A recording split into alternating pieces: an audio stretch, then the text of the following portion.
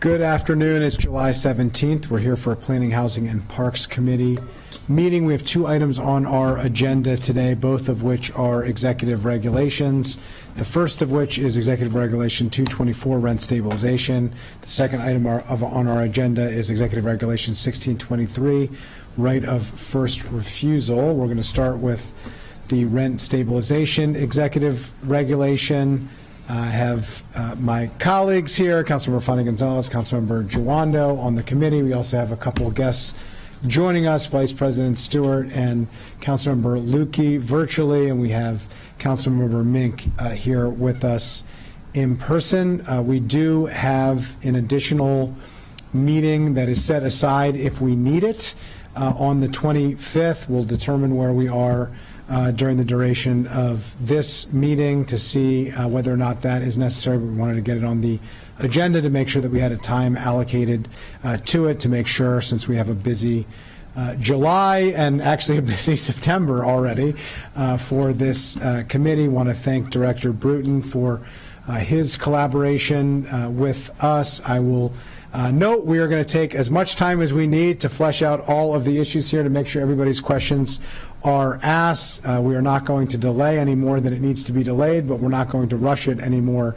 than it should be rushed. These are very important issues. Councilmember Giwando reminded us that next week will be the 1 year. Excuse me, Council President, could we just let you know we can't hear anything on Zoom?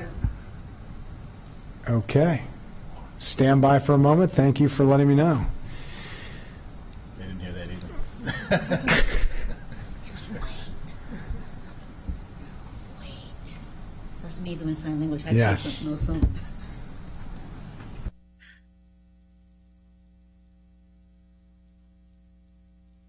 Can you hear us on Zoom?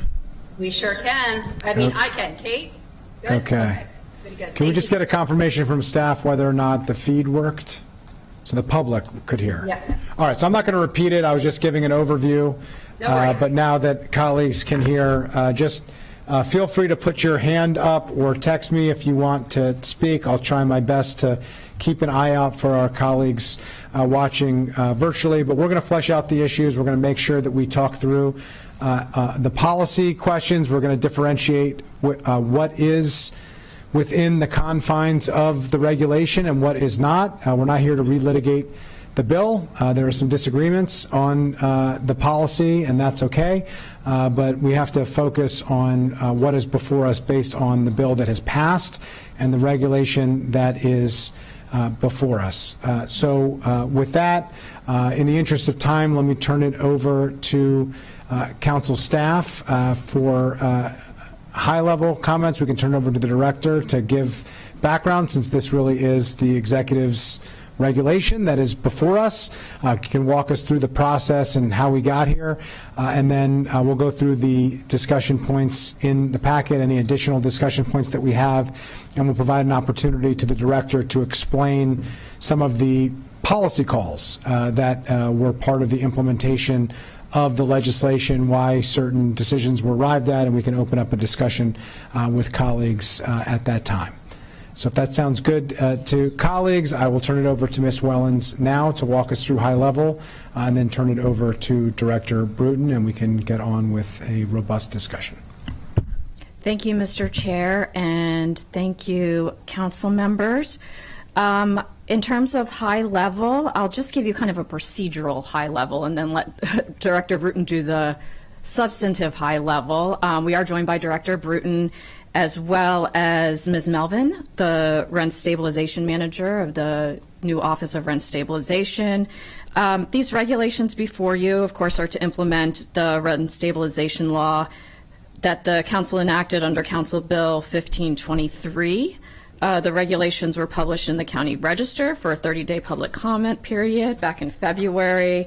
As you know, the executive received voluminous comments, and the department made a number of amendments to the regulations based on the comments before submitting the regulations to the council. These are Method 2 regulations, which means the council has a 60-day window in which to approve or disapprove the regulations before they take effect automatically, If the council needs more than 60 days, it can also pass a resolution to extend that 60-day period to provide the council with adequate time. Just to note that, as the committee knows, the council is not permitted to amend executive regulations directly. Any amendments, if there are amendments that the committee or the full council wishes to request, it would be just that. It would be a proposal to the county executive, and then the executive would be able to reissue an amended regulation if he agrees with the changes, and then it would come back to the council for final approval. Again, that's if amendments are sought. And I'd like to turn it over to Director Bruton. Thank you. Thank you very much.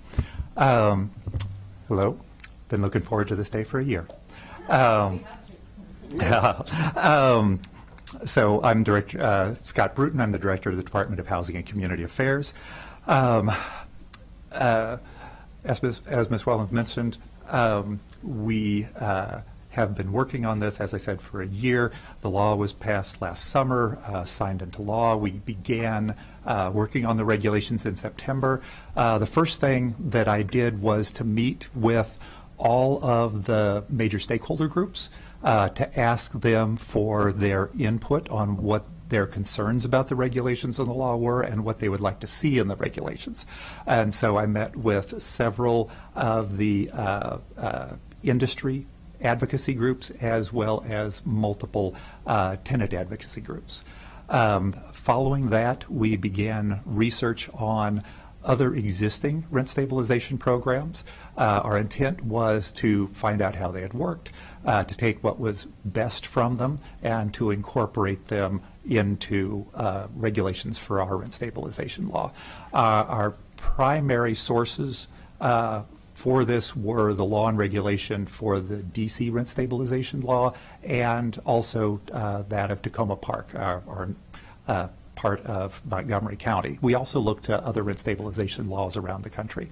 And for things such as fees, we looked to work that the White House had been leading on fees in various industries.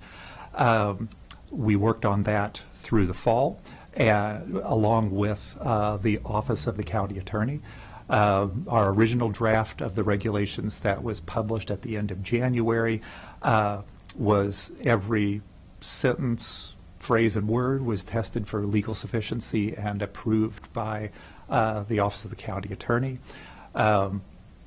We did publish it for a 30-day comment period.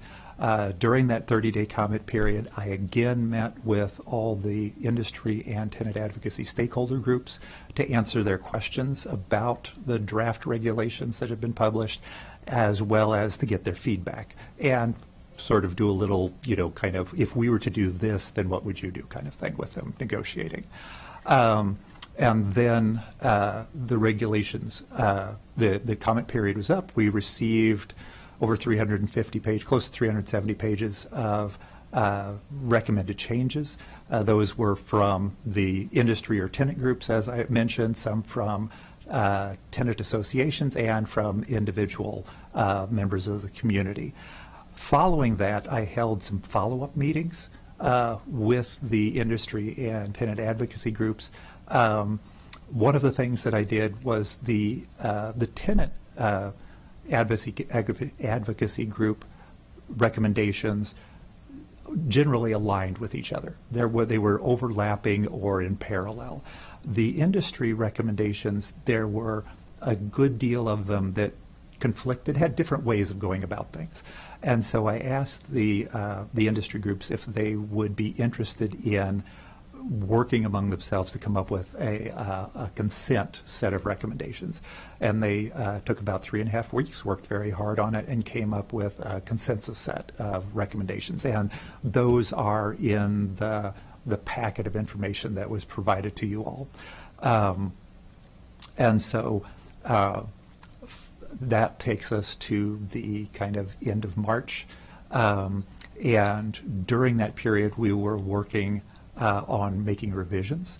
And we worked, again, collaboratively through the whole process with the Office of the County Attorney. We ended up accepting, and much of it word for word, the vast majority of the recommendations put forward by the industry, as well as the vast majority of the recommendations put forward by the tenant advocacy groups. Some of the tests we had for evaluating the recommendations were, one, did it transgress the law? And there were several that transgressed the law that OCA found did not meet legal sufficiency. Because either this law or other existing laws that interact with the rent stabilization law. We also look to, does this improve upon the process we have put forward? Does the recommendation help us better administer, and does it provide more clarity and ease of access for landlords or tenants to these things? And so based on that, that's how we weeded out some. And there were some that were recommendations that we found would not be administratively feasible, that would cause significant problems or would result in significant harm to one party or the other. And so even though those would have been legal, we decided not to do them because they would have caused more harm than good. And then after we put those together, OCA did a final set of vetting, set them all up, did all the formatting, and we sent them all over to you. I almost forgot to mention, Ms. Melvin and her staff did a significant amount of research after they came on board in March. One of the things they were really helpful with was working on research on the fees. Some of the folks in the landlord industry felt that the fees fee restrictions that we had originally listed were not in line with industry standards, and so we wanted to make sure we did our due diligence. And so Ms. Melvin's staff contacted, sort of as secret shoppers, saying, I'm a tenant interested in renting here. 111 different properties. Up county, down county, east county, west county, older properties, newer properties that wouldn't even be under rent stabilization, small and large properties. And they asked for all of the different fees that were charged at, pet fee, parking fee, gym fee, pool fee, like the full gamut, and then the rules, the limits, the maximums, things like that.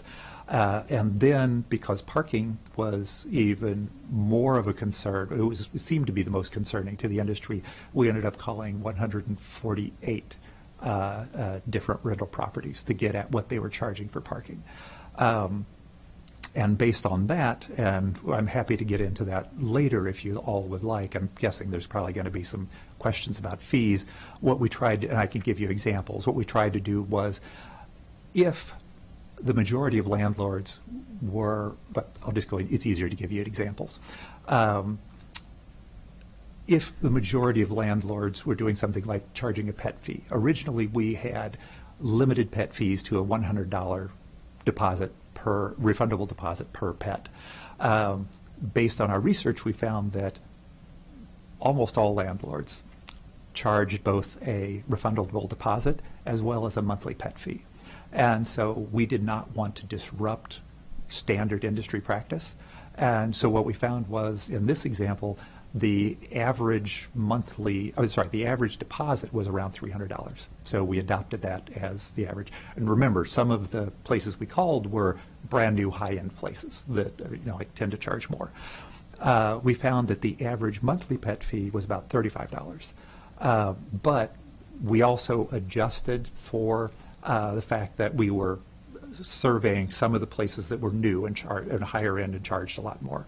And so we adjusted that to $25 based on what were the monthly pet fees in existing properties that would be under rent stabilization as soon as the regulations go into effect. And so we allow for a $25 monthly charge.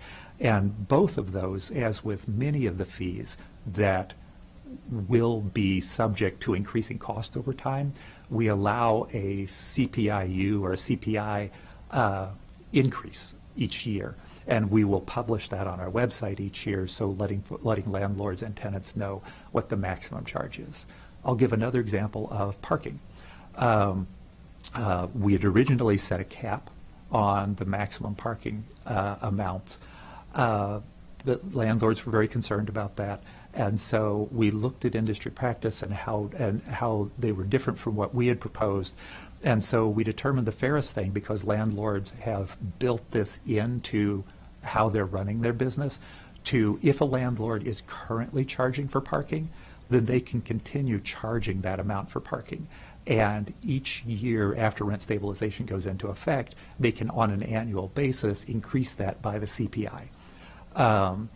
And if a landlord is not under rent stabilization yet, when they come to that 23rd year, then if they've been charging for parking, they will just start increasing by the CPI going forward. So the landlords will be, like, they can establish, they've already established that before they come under it.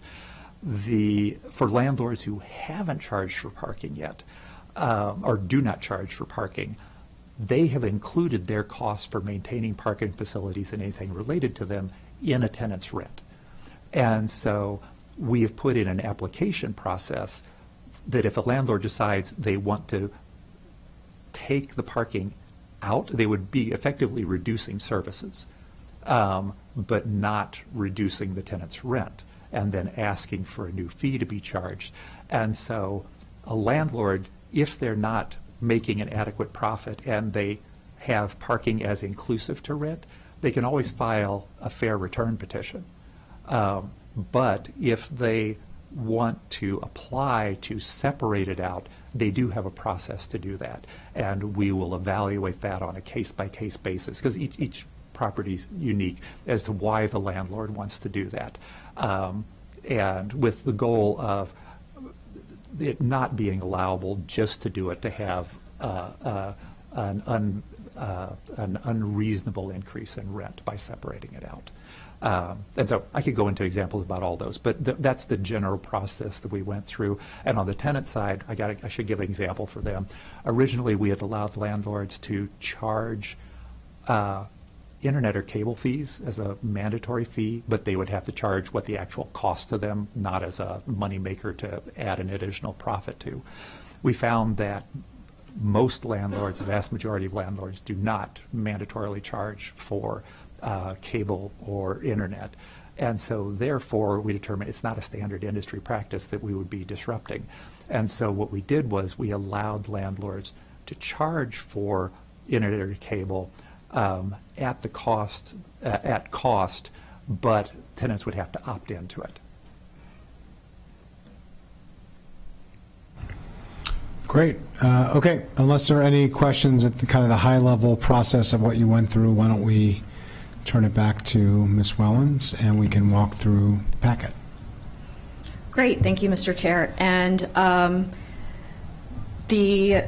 start on page 3 of the staff memorandum. Identifies issues that council staff believe are important to bring to the committee's attention. And just a global comment, most of our comments from the staff are aimed towards better clarifying the regulations, and in many of the cases we've asked whether amendments might be appropriate for purposes of clarification, or at a minimum, you know, we're hoping that just we can, in talking with the director during this work session, that we can have clarifications on the record. I'm sure that FAQs, et cetera, will provide further clarifications as well. Excuse me. So jumping into issue number 1, staff identified the issue of multi-year leases. The executive regulation states that the annual rent increase allowance governing the first year of a multi-year lease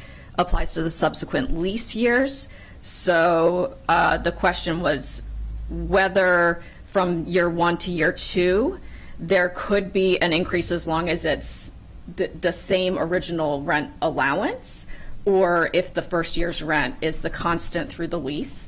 So that was the first staff question that we were hoping to get clarification on. Sure. Thank you very much for the question.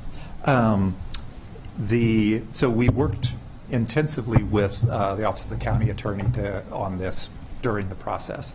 Part of the reason that we had to word it this way is there is existing law in Chapter 29 that stipulates that an annual increase, but also that a tenant must be offered a 2-year lease.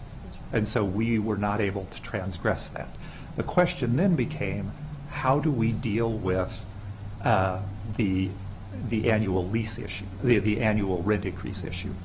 And what we determined in going back and forth with the Office of the County Attorney is that because the rent stabilization law specifies a new lease or a lease renewal, that a multi-year lease, you would therefore not be able to increase during that. But we wanted to be sensitive to the notion that that would be an effective loss for a landlord to not get that rent increase. Say it was a 2-year lease in the first annual, in the 1-year mark. And so what we allow is the banked amount, and the council put banking into the rent stabilization law. And so the banked amount for the annual increase in the mid-year point of a 2-year lease, you would establish under the CPI plus 3 with a maximum of 6, what would be the dollar amount allowed for the annual increase midway through, and then the landlord would be able to bank that, so when there's a lease renewal or a new lease, they would be able to add that banked amount on. And so it would be a deferral of the increase, but they would be able to use the full increase, and they will not lose that. Sorry. Yeah, no, so just in practical terms, lease, let's say the lease is for $1,000 a month. It's a 2-year lease, which is required by law prior to, in Chapter 29, prior to this bill, has nothing to do with this bill or these regulations. A 2-year lease must be offered to all tenants at the time at which the new lease is signed. Tenant can turn it down and say, I only want to do 1 year, but they have to be offered 2 years. So $1,000 lease, it's a 2-year lease. The lease rate cannot go up during the term of that 2 years. Correct. Subsequent to that, in a case of a tenant holding over, generally goes to a month-to-month situation. That's where a lot of the landlord-tenant dynamics occur, and that we're addressing in many ways here. In a lot of ways, the year 3, the start of year 3, which would be when year 1, year 2 are covered during the lease. The beginning of year 3 is really when the questions would be.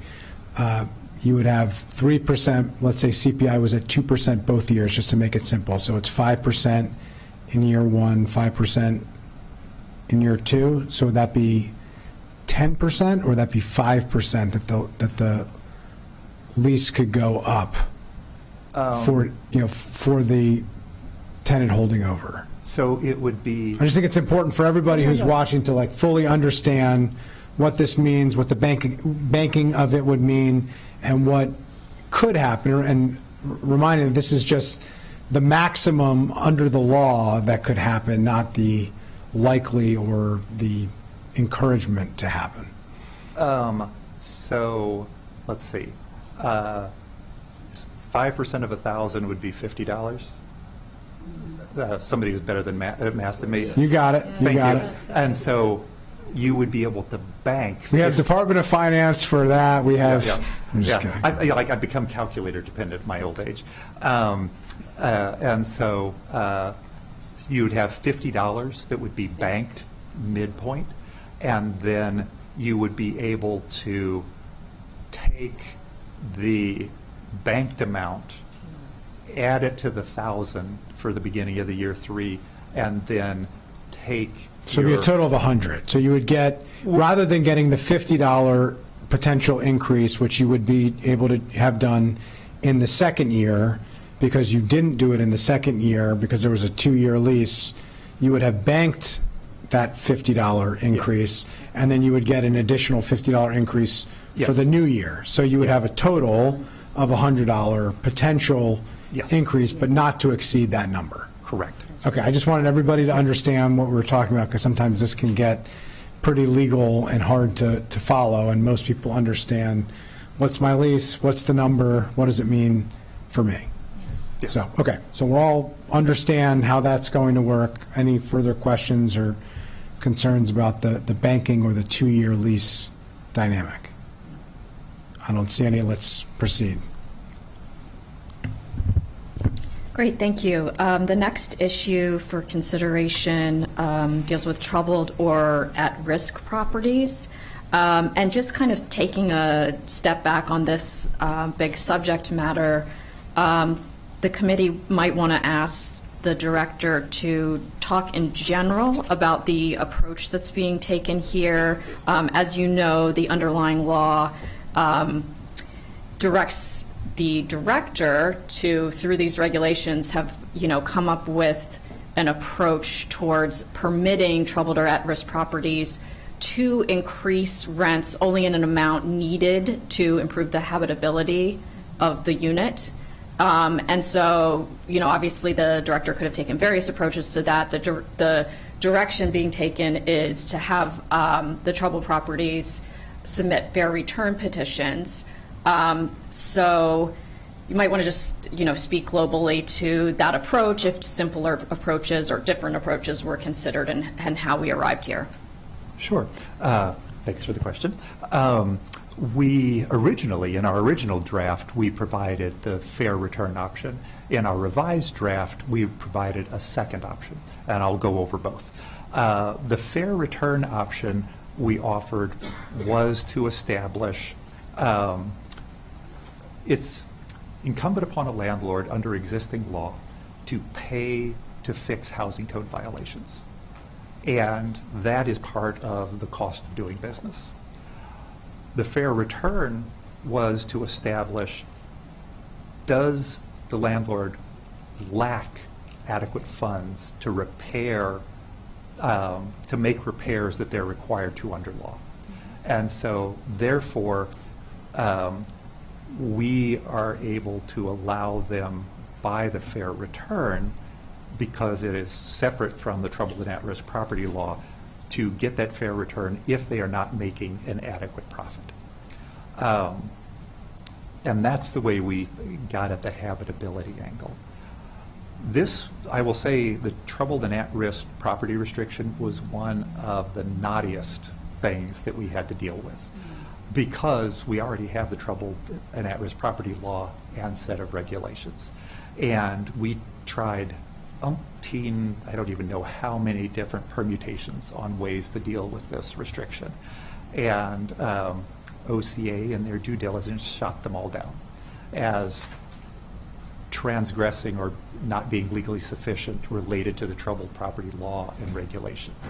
And I know that the landlord group, the consensus recommendations, they recommended another solution. OCA said that that was not legally sufficient. Yeah. It crossed the troubled property law. Another group represented by a law firm suggested another option, which sent a reminder letter about recently, and OCA reviewed that and shared a response with Ms. Wellens and me and Ms. McCartney-Green, that also transgressed, and we would not be able to do. So we tried to consider them all.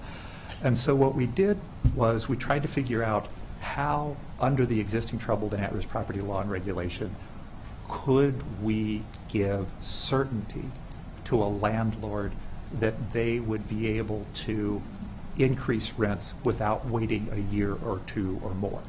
Just as a reminder, troubled properties have to be inspected annually. At-risk properties can be inspected annually, biennially, or triennially, and compliant properties are inspected triennially unless there's cause to inspect them more often. And under the existing system, the director in existing regulation has the discretion if the landlord of the particular property has completed a set of requirements, and these are fix all the violations related to the troubled or at-risk property score, turn in a, oh gosh, I'm totally blanking on the thing, a corrective action plan. Turn in a corrective action plan that meets certain criteria in the regulations, and submit maintenance logs. They're required to, if they're a troubled property, submit maintenance logs. And I have the discretion, if they do all those things, to then do a new inspection. And if the score from the new inspection comes out as compliant, or not troubled or at risk, then I can change their designation without having to wait a year to inspect them again. And the key thing we did in this is, I have the discretion in the regulations. We changed it to a must. If they do those things, then I must change, so that they have certainty that if they do those things, their designation will be changed. On the other hand, for at risk, their only requirement before being able to ask for a reinspection is to fix all the notices of violation. They don't have to do a corrective action plan, and they don't have to do the maintenance logs.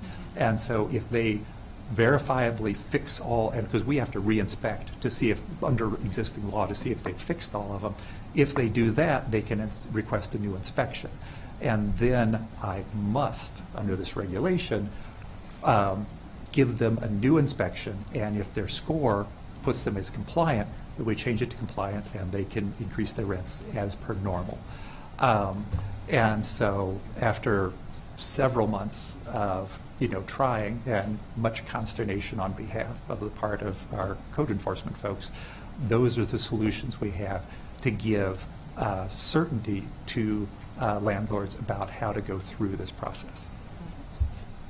Appreciate that. I mean, there have been a number of questions about the capacity and the timing of that process.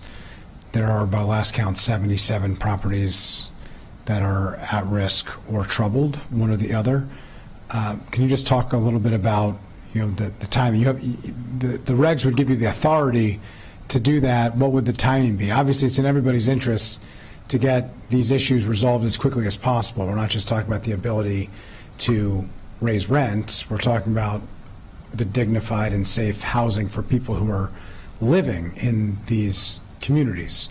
So can you just talk a little bit about capacity, if 77 properties, if all of these petitions come in, what you can realistically handle based on your current staffing complement, which does include additional positions that the council has provided. Yes. But could you just talk a little bit about that? Yes. So we included, and I'm pretty sure OMB included this in the fiscal impact statement, that, and I think we'll come to this later on, we'll be collecting data on every aspect of our enforcement of the law and regulations. And we are very thankful for the 2 additional code inspectors that came as part of the short-term rental. It's hard to know how quickly these will come. And what we will do is, as requests for new inspections come, we will schedule them into our normal at-risk and troubled property, as well as our complaint-based inspections.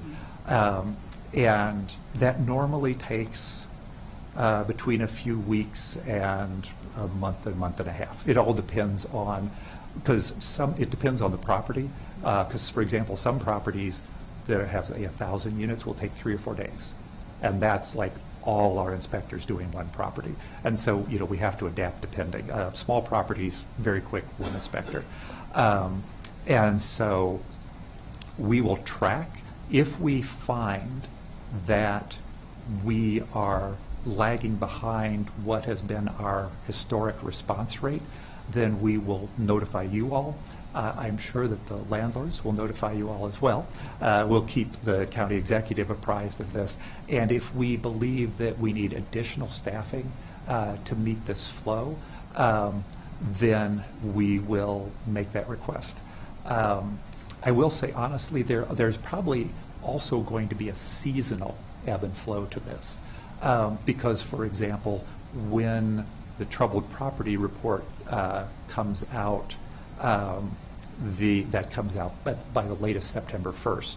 And so there'll probably be a flurry of activity in September and October.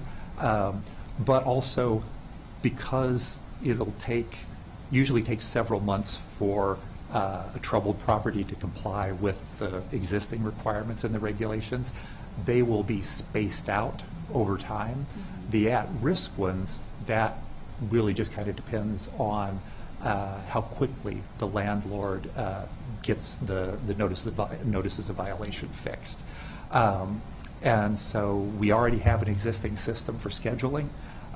We have, as I think I've probably mentioned in a past session, we've been redoing the code enforcement standard operating procedures. We are revamping the training, and we hired an outside contractor through TABS to completely revise our existing inspection app that we use on either tablets or iPhones in order to increase the efficiency and reduce the turnaround time. And so we're doing a lot of existing things already to try to improve our efficiency. So we're kind of trying to attack this from many different angles. But there is, we have to do have to acknowledge, there may be at times a significant flow that causes a slowdown. But we will be sure to report that to you in our data gathering. And if you all would like to call update sessions with us, we're happy to also come in and answer questions about anything. Can you just describe how you're going to calculate the commensurate with returns on investments in other enterprises having comparable risks? How I mean, there's a lot of documentation, there's a lot of paperwork. How do you calculate that? The difficulty we ran into with that is the various different systems we tried to fit with that, as well as the suggestions from the industry groups, all didn't pass legal muster. And so what we had to do to approximate that was to get at the fair return, in that it shows whether you're making a reasonable return, and the fair return formula is based on a reasonable return on an investment of the relative risk of the rental housing industry. Yeah, I guess my question is, how is that calculated? How is that determined of what the comparable risk, reasonable risk, what is that based on?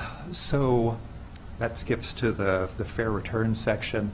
The fair return section is, let me skip to We can wait till we get there, but it's related to the troubled and at risk, but that's number 6. We can wait till we till we get there. But so your view is you're going to see how your current staff complement works. You think there is going to be a seasonal nature to this, and that you'll ask for additional resources if you need, but that you're confident that you can do this in a timely manner. Yes. What is a reasonable expectation from your perspective? A property owner says, I believe I've satisfied the requirements, please come in and inspect me so I can prove it. How long would you expect it to take the department to actually inspect, to sign off, and to allow them to satisfy? That is difficult to say because it all depends on what the flow of other inspections is. So, for example, sometimes, as with the Arrive fire or the cutoff of electricity at HOC's building in Bethesda, or sometimes floods, where we have several code inspectors tied up for multiple days dealing with clear and present dangers to the health and safety of tenants. And other times we will be scheduling required annual inspections of a very large property, say like one that you can all imagine that has over 1,000 units, and that we've heard about from time to time. Yes, and that would require precedent. So anything that's a complaint-based inspection would require precedent, because complaint-based inspections are usually violations of the housing code, and so they would be integrated into our scheduling system, the same as our required annual inspections, because those are another requirement. And we can slip them in as needed. And that would be true, that same kind of prioritizing would be true even if we had another 10 people. We have to make sure we have a standard system so that we don't get accused of playing favorites. Would it make sense to prioritize these just above the annual required? You know, in this case, you have... We could do that. Known issues that are facing tenants. We want to make sure that those known issues are satisfied.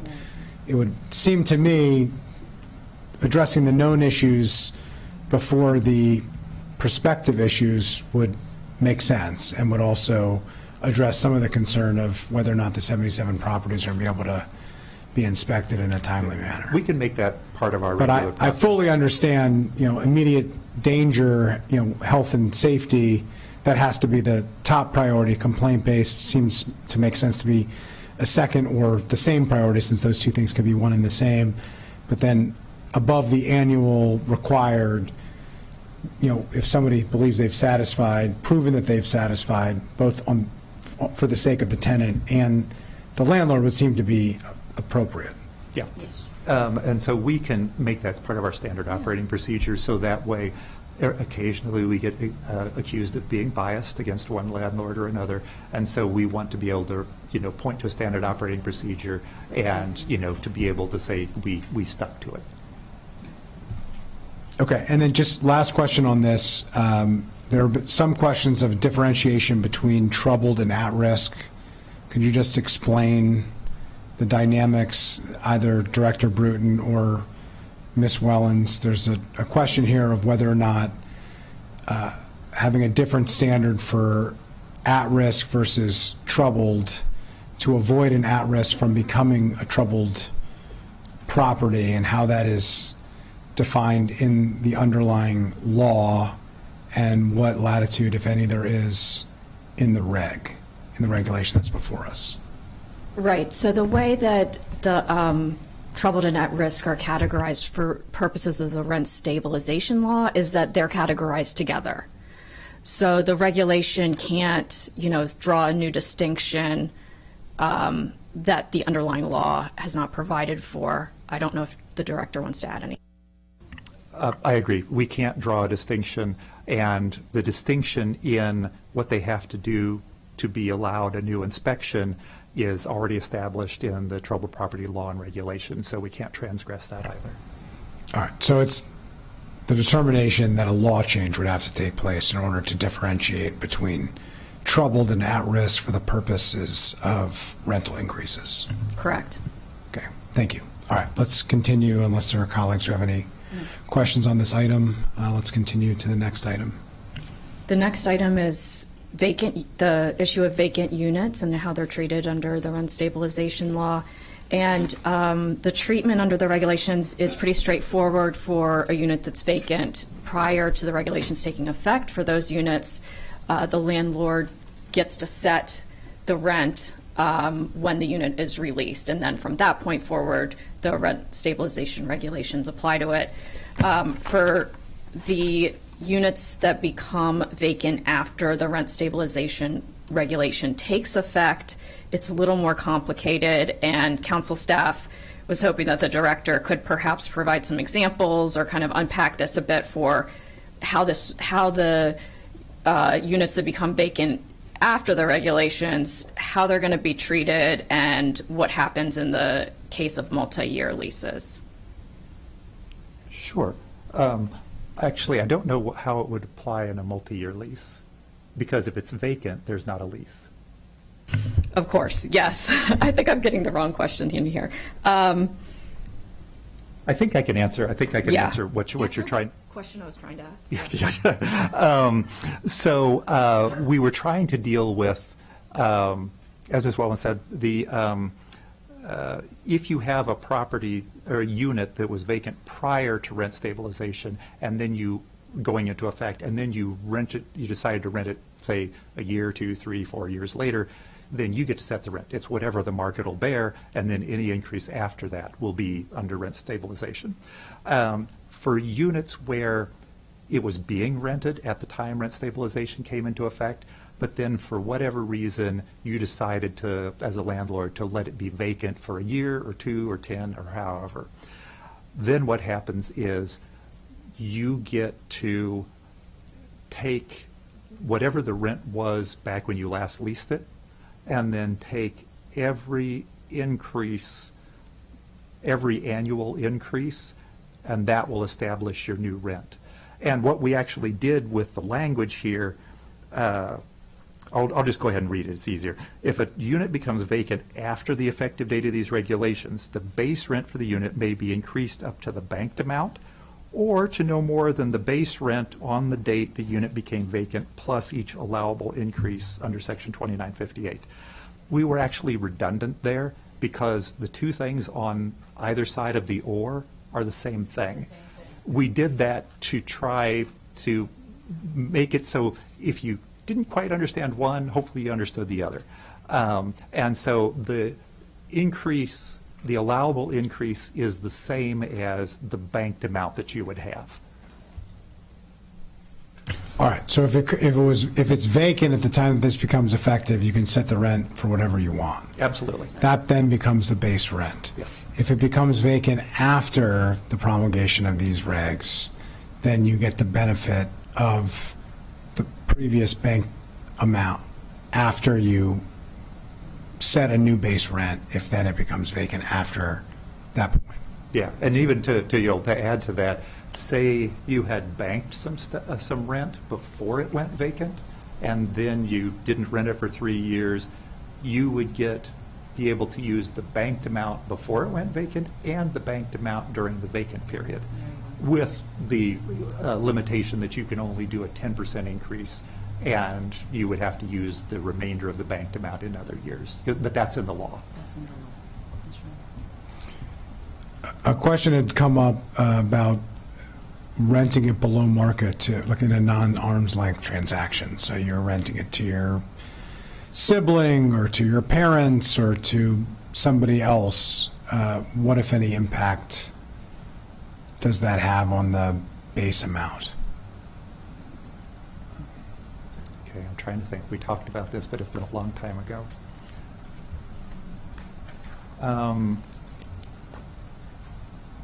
Through that. If you decided to lower the rent, you would still be able to bank the difference, because we wanted to be able to leave it. So the classic example is your landlord is renting to an elderly person who's on a fixed income, and they know the person is having issues paying the rent, and so they want to lower the rent. We didn't want to make it that it would that they would ultimately lose out if they decided to not raise rents or decrease somebody's rent, and so they could still do that, and they would, granted, lose on the amount they would get while that person's there. But when they decided to increase it later on, they could incrementally get it back up to what they would have been allowed if they hadn't done that. To, like, it's allow for compassion. So what does that mean in practical terms? So rent's $1,000. The person, you give them a break and say, you know what, I think you can only afford $700. I'm going to charge you $700. Is the base rent still $1,000 with a $300 discount? And You could look at it that way. after that point, you know, because the rent is still $1,000 and you're just giving a break on the rent. You could look at it that way, or you could look at it as the base rent becomes $700 and you have $300+ in banked rent that you would be able to use over time in 10% increase in increments.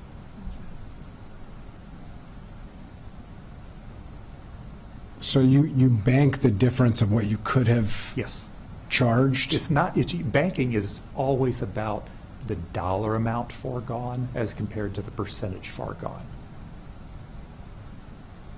Yeah, but every other aspect of banking is based on the dollar amount related to the percentage increase that you could have increased, not based on a discount that you're giving. Yeah. I mean, are you suggesting, I mean, just to be clear, are you suggesting we should interpret it differently that? Well, I'm just asking, the question has been raised, and I don't know that it's been sufficiently answered, of a below-market transaction, including the case that you made of just out of the goodness of, you know, wanting to make sure that somebody who has financial challenges is able to meet those challenges. Let's give an example of COVID happens and lots of people are disrupted and you have an hourly employee who lost hours, you know, maybe because we shut their business down or whatever the case may be. And so you forego rent or give forgiveness on rent or whatever the case may be. The question becomes base rent, whether that impacts base rent or not. So. And then the other aspect of that would be if you were doing like a non-arm's length transaction, you had historically charged $1,000 for the unit, your sibling, your elderly parent, you know, whatever, somebody moves in, you give them a discount because they're your family, you charge them $700 instead of $1,000. Is the base rent $1,000 or is it $700? And can you bank the $300? I'm just not sure where that fits in. So to add clarity to this, I will say that the base rent is still $1,000, and because the law already contemplates rent concessions, and the $700 would effectively be a rent concession. And so because the law defines base rent exclusive of rent concessions, and so base rent would remain $1,000 regardless of the rent concession. Most rent concessions are for a few months, but if you wanted to, but some, you know, are for a year, and you can do another rent concession for another year. And so, for the record, I agree that that's a better way to do it, because the law does deal with rent concessions, and it's specifically in there. The law doesn't contemplate giving a discount without a concession, and I always have OCA in the back of my head. Being, you know, like, we can never abide by something that could be considered a confiscation.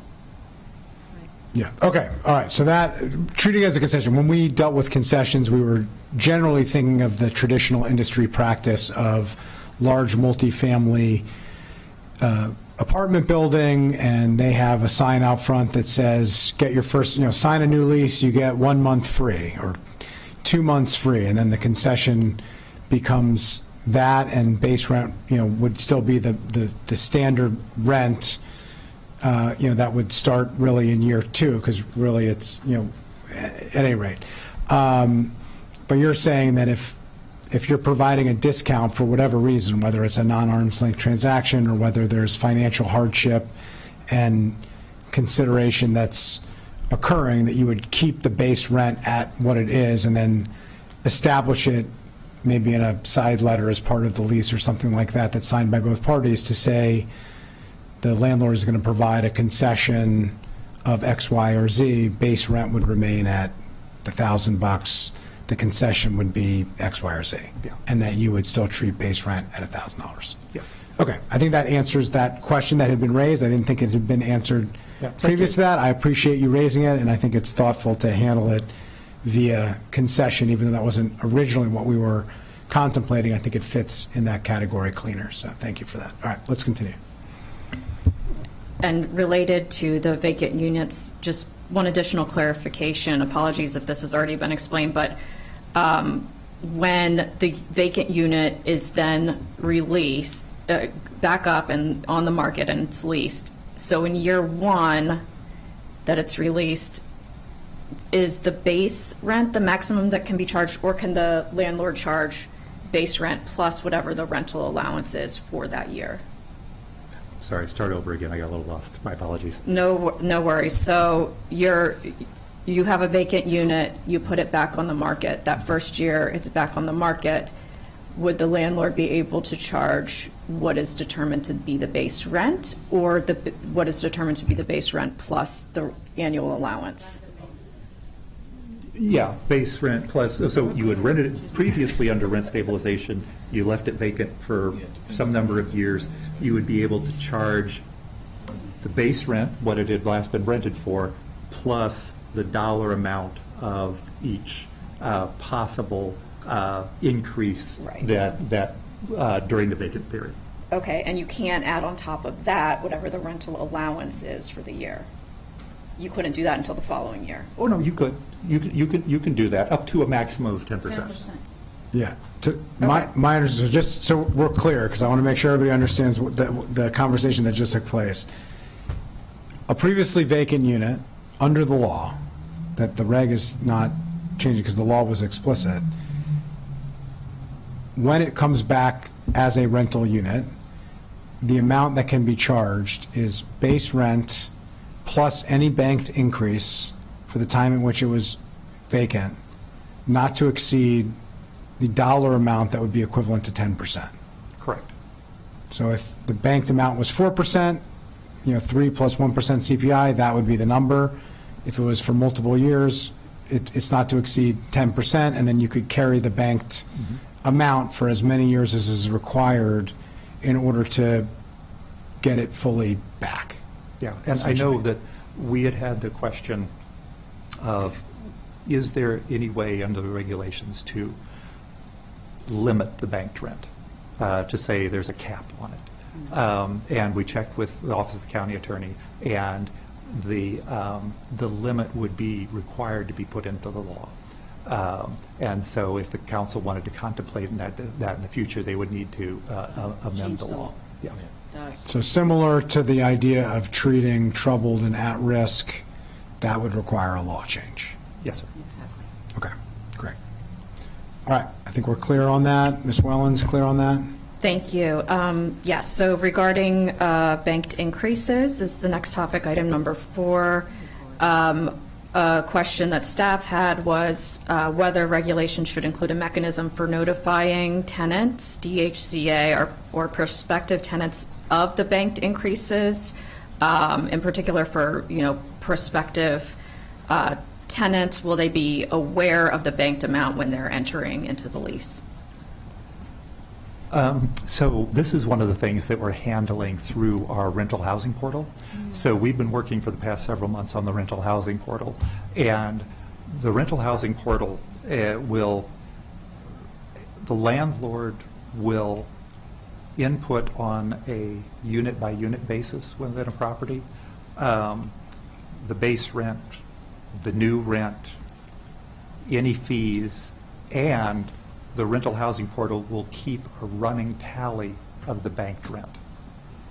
And so that way, any landlord or management company or whatever, or any tenant or any member of the community at large will be able to see what the banked rent is. And so you will be able to know before you're leasing up. Now, it will take us probably the better part of the coming year to have that data populated, because it relies on the landlords going through and inputting the data. And so just a larger picture, we're required to do the annual rent survey. We want to eventually transition away from doing it annually and doing it on a rolling basis.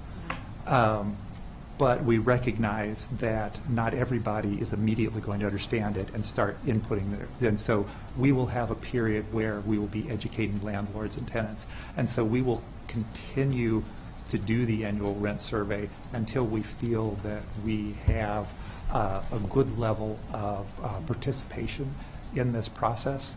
But that will be the thing going forward, is that much more of this information will be available online to track doing this.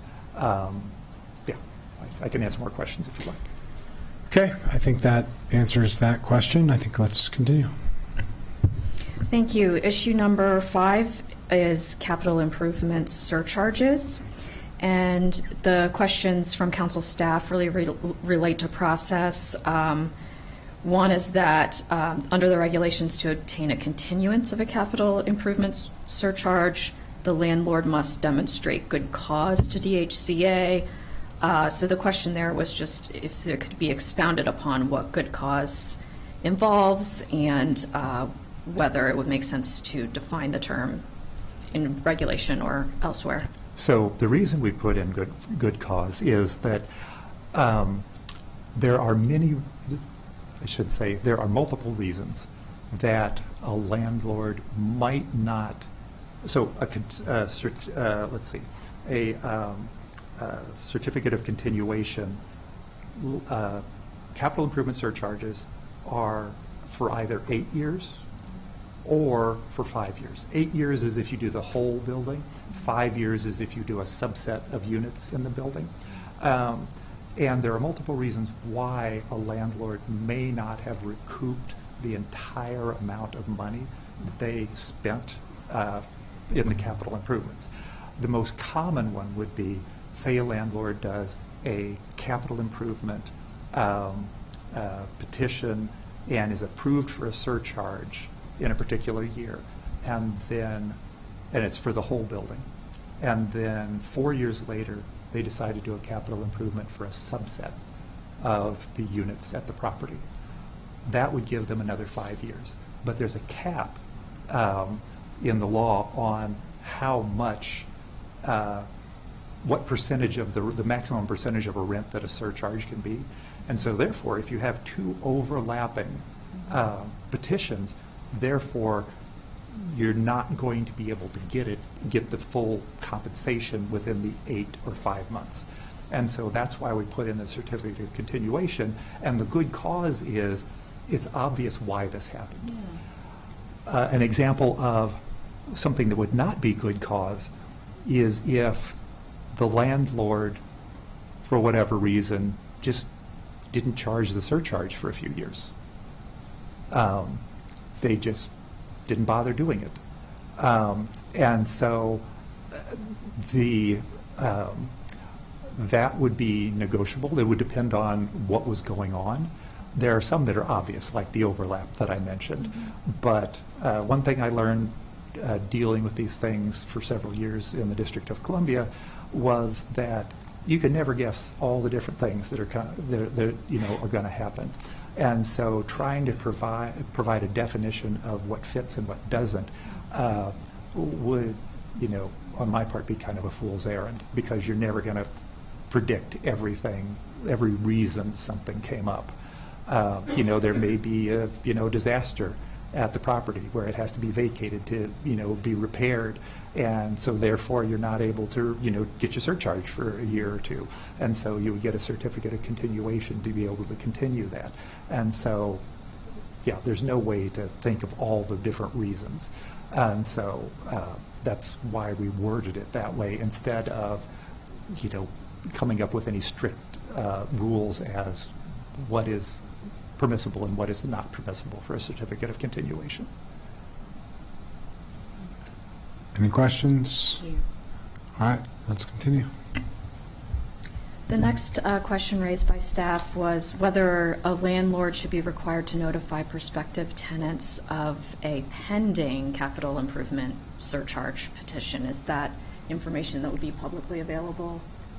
Yes. If you look, that's another thing that the rental housing portal will handle, is that it will identify if there's a capital improvement surcharge for substantial renovation, it'll show that it's exempt from rent stabilization. And for fair return, it doesn't really apply because fair return happens kind of all at once. Okay, I don't see any questions. Let's continue. The next issue is just a clarification for the record regarding fair return rent increases, and the regulations speak to landlords having a quote-unquote right to a fair return. Council staff simply wanted to clarify or note that under the underlying law that the council passed, there is not a right or any new rights afforded to landlords that don't pre-exist the law, so the regulation should not be interpreted to be granting new rights. What the law is doing is allowing a landlord to submit the application for the fair return, and if they meet the criteria, then the director must approve the application. Simply a clarification. So I asked OCA about this. We had talked about it earlier, and then once we saw the packet, I asked OCA about this. And they consider this an issue, and this is not a pejorative term, an issue of semantics, that it's not legally substantive. But also, the important point here is that when the Supreme Court established that it was constitutional to have rent stabilization, one of the things that they did discuss, and I'm discussing this not as a lawyer, just as somebody who's read about this, is that the landlord does have a right to a fair return, or like a fair return on their investment. Short of that would be confiscation. I mean, that's Exactly. the legal standard that OCA, it seems, is leaning on, which seems fair. Yeah, and that's where the confiscation is always sitting in the back of my head. Right. I think the case law is what it is, but neither the bill nor the regulations are granting a right of fair return. That's my only point. It's a right to a fair return. It's not a right. It's a right to make at least the specified percentage of profit. And it's tough because I'm not a lawyer. No, here's the issue. When you're granting a right from the government, for example, a welfare check, health insurance, then you have substantive due process or process rights attached to that. We're not creating a new right here. That's the point. Okay, I Just for appreciate the record, point. I think it's an important point. I think it's yeah. important because we're not granting a new government right. That's all. I think our council attorney wants to make clear that neither the bill nor the regulation is granting new rights to landlords, and therefore it does not come with any new forms of due process required. Right, and it's somewhat an issue of whether the government owes you something. Do we owe landlords a fair return? No, we don't. Do we not need to prevent them from having a fair return? That's a different question. Fair point. I think, Councilmember Joanne, do I have any? You have the right to submit an application, like Exactly. you said. So, Right. and I think the legislative history is clear. Excellent. So I feel comfortable. Yeah. All right, well, we feel comfortable. Glad you raised it. Glad we fleshed it out. I think we can move on. Great. And then I've got two lawyers, one to my left and one on the screen, who are nodding, saying we're good, so we're Great. good. And some who are not here. Yes, exactly. So fair return rent increases for vacant units. There's a question about if DHCA could clarify how it will determine just cause for purposes of this, the following provision that I'll read. If a rental unit requiring a fair return rent increase of more than 15% is vacant, or if the unit becomes vacant before the required increase has been taken in full, the landlord may elect to implement the required increase for that unit to be taken in 1 year or upon the vacancy of that unit, provided the unit became vacant as a result of voluntary termination by the tenant or a termination of the tenancy by the landlord for just cause. So the question was, what is just cause? So I asked OCA about this. They didn't, we considered it before, and I asked them again. They don't consider it to need to be defined. In other jurisdictions that talk about just cause, good cause, or for cause, it is often an equivalent thing, meaning that effectively, for non-lawyers, that you've had to go through the court system. Right. An example of an eviction not for cause would be a refusal to renew.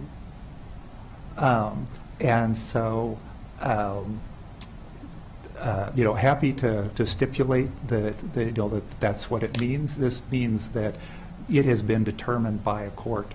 For cause, is commonly understood that you've had to go through the court process. It's not it's not refusal to renew, and it's not self-help eviction, where you change somebody's locks and throw all their stuff on your own out onto the street. Okay, I think Councilmember Lukey has a question on this item. Thank you.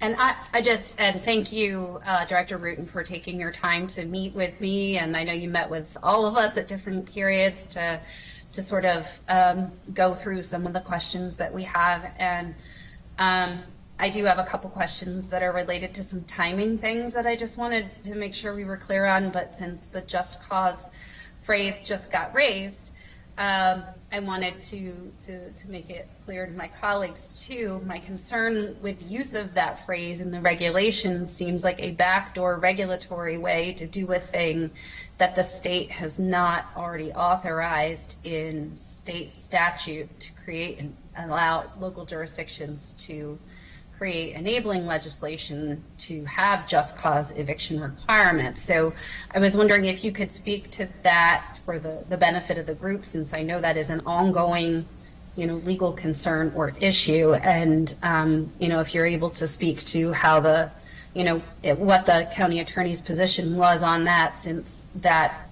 did not move forward during this current legislative session. Sure. As always, I say I'm not a lawyer. I am explaining this based on my understanding and talks with lawyers. Is that, sorry, lost my train of thought. That's it. So we are not mandating that the landlord be restricted to evicting for cause. They can still decide to not renew a tenant's lease. We are just saying that if you haven't, if the tenant's left voluntarily, or if the tenant was evicted through the court process, then you have the benefit of being able to take the entire fair return based on at the departure of the tenant. What we didn't want to do was, we were trying to think of a way, is there a way that a landlord could take the full fair return increase if there was a vacancy? We were worried that if we didn't put this restriction on there, then the landlords would be incentivized to not renew the tenant's lease in order to get the higher fair return increase, above the allowed amount. And so this is, you get what may be of benefit to you if you did not do this particular thing. It's not a mandate that they have to do it. And so to me, that's what the difference is as far as, for cause or good cause or just cause eviction, not being a part of Maryland law. Okay, thank you. And so there were some questions earlier about troubled or at-risk properties, and I have a question related to timing, and I know you and I went over these in painstaking detail, but if you can just circle back on that. If there are troubled or at-risk properties that are on the list right now, so from the day these regulations will go into effect, do they need to file their petition as soon as possible? And then does that trigger then your 60-day review period? And do they have to wait until after that to give the notice that there might be a rent increase? Or are they supposed to give the notice, should they give the notice when they're filing with you? What sequence of order should those things occur in? So the sequence is spelled out in the reg. I don't remember it off the top of my head, but Gotcha. there's a sequence for when a landlord files a fair return petition. There are a certain, or a capital improvement or a substantial renovation. There are a Right. certain number of days they have to notify tenants by first-class mail Right. and email, with the understanding that not every tenant is going to have an email address. Right. And yes, each of those are spelled out. Right, but my question, yes, it tells them, it says how long they have to do it. The question is does the clock start ticking when they file the petition with you? Or does the clock start ticking after you have notified them? Thank you. For everyone else, Councilmember Lutke's referring to, we have a period of, I think it's 30 days, that we have to review and determine if a petition is complete. Based on my experience in DC, often petitions aren't complete. Somebody's left off an addendum, or made an error in adding things or things like that. And so the timing for us to complete the full revisions would not begin until until we had affirmed to the landlord that their application is complete. And so the way we're setting up our system is we'll have a database tracking these, and as soon as Ms. Melvin's staff have completed the review, then, as with most processes we already have for other laws and regulations, they will send me a memo, and then I will have to initial the memo, and we will email and mail. We figure we should abide by the same requirements we have for landlords, because the landlord will have included an email address, so we will email to them, so that's quicker. But everybody likes paper, especially lawyers. And so we will also mail them a hard copy notification. Okay, and so, and if a thing is not, again, the trigger though for them giving notice to tenants does not fall until after you have completed everything you are supposed to do. Is that right? Or they're supposed to notify tenants when they've submitted, and they're supposed to notify tenants when they've received approval.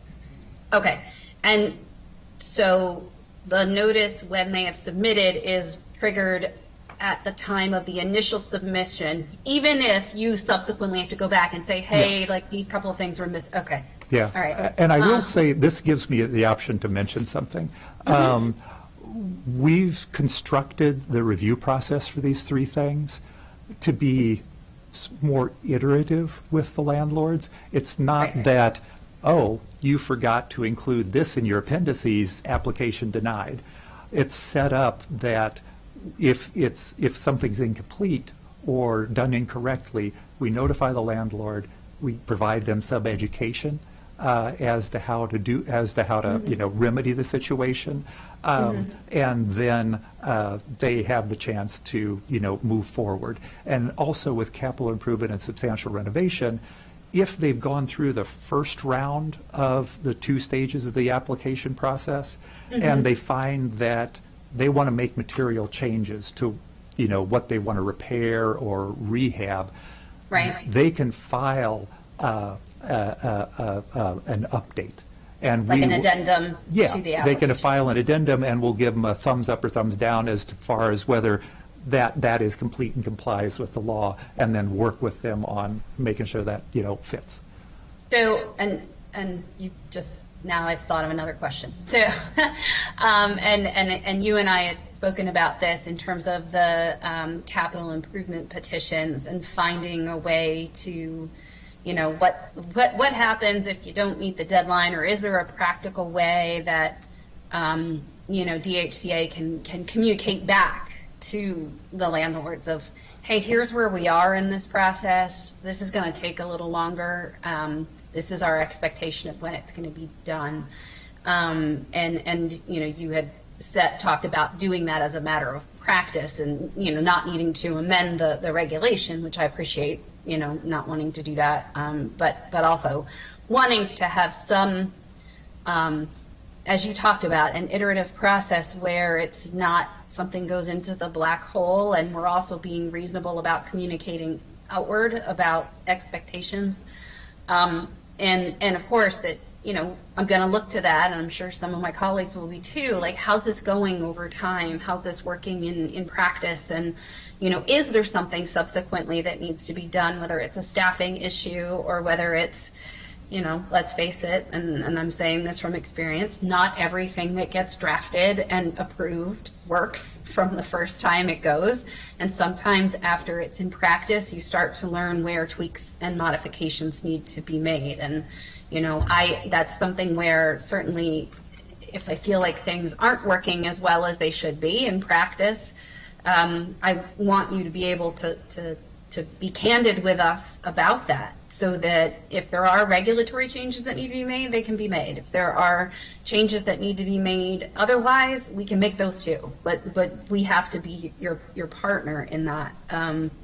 And I appreciate you saying, giving your willingness to have that external communication on that front. But I wanted to know about whether, like, what happens if there's an addendum? Does it trigger another timeline, or how are you going to handle that, right? Because that's a separate review. And if you're already in the midst of a project, or a project has commenced, or you've already taken certain steps, and then you've got a massive lag time, that creates a substantial problem. Yes, excellent point. So for substantial renovation and capital improvement, which are the two where there might be changes in the middle, Right. we have timelines for us to respond, just like we have timelines for us to respond to the initial and the final stage of the application to do turnaround for them.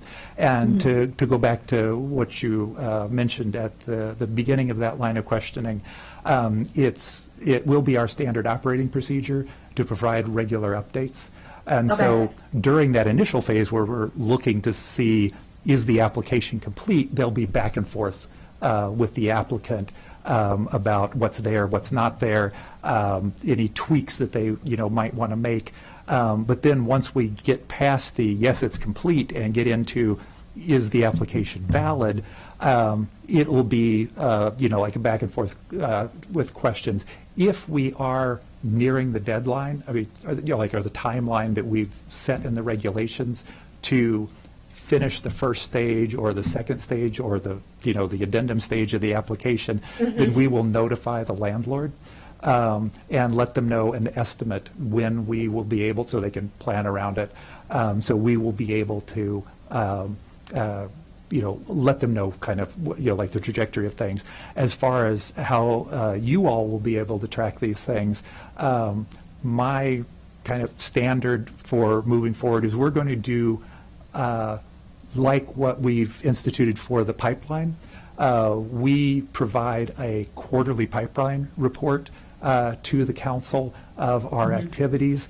We also provide a monthly update as well. And the monthly update is a bit abbreviated. It doesn't have the full narrative of the quarterly report, but it provides a tracking spreadsheet.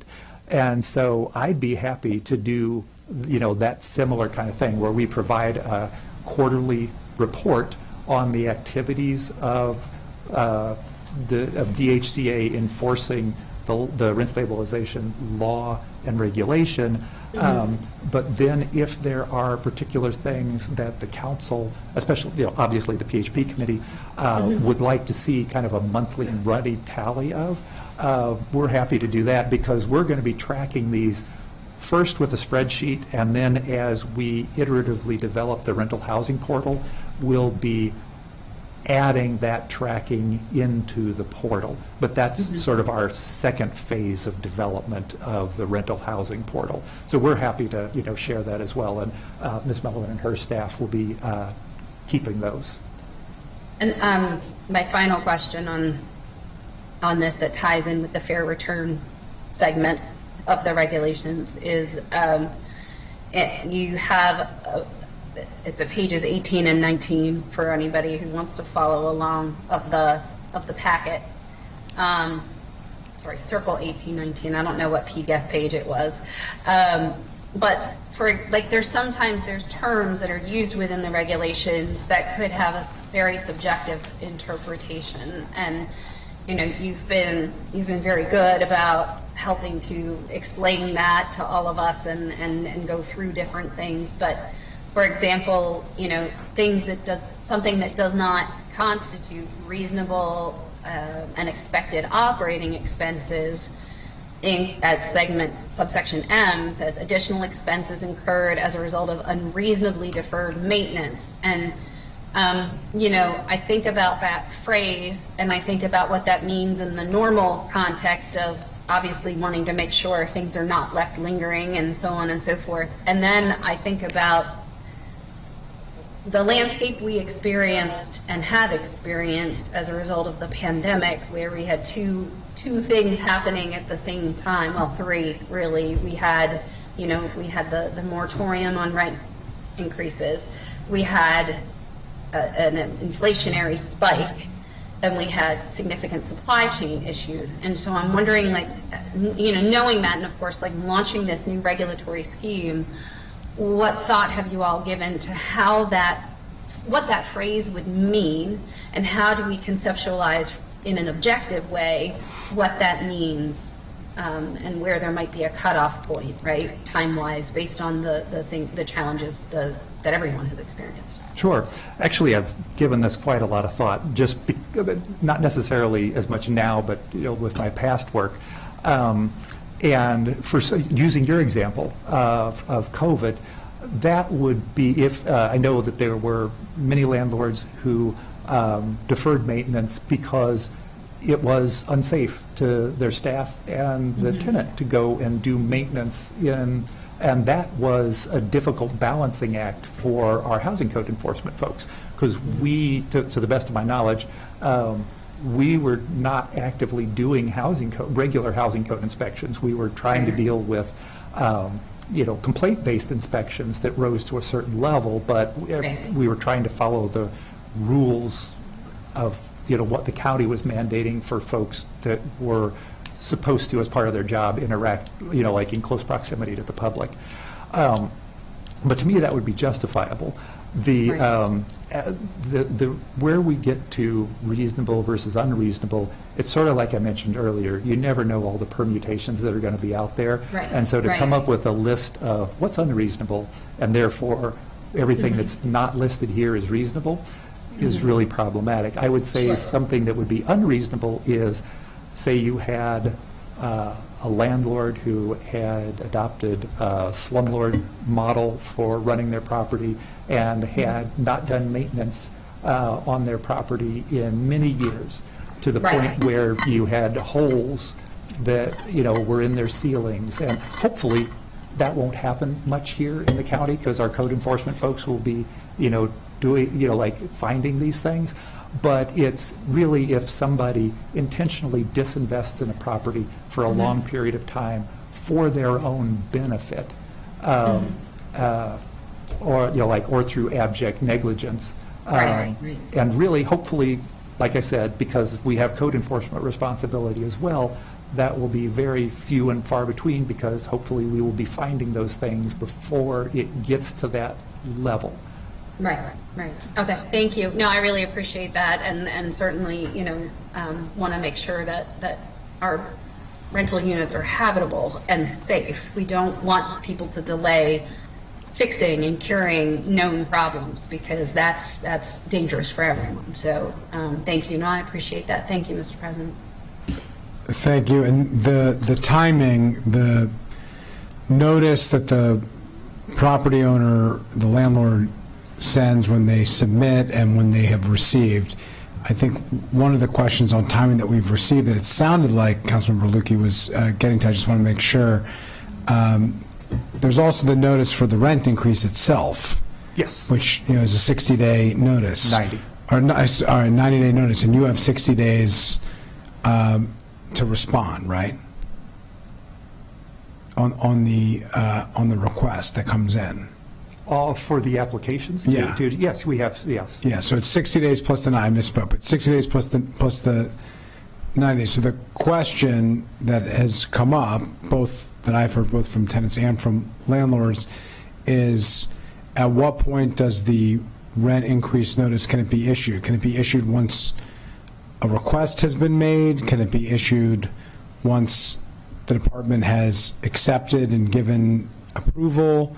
Can it be issued at the point at which you confirm that you have received and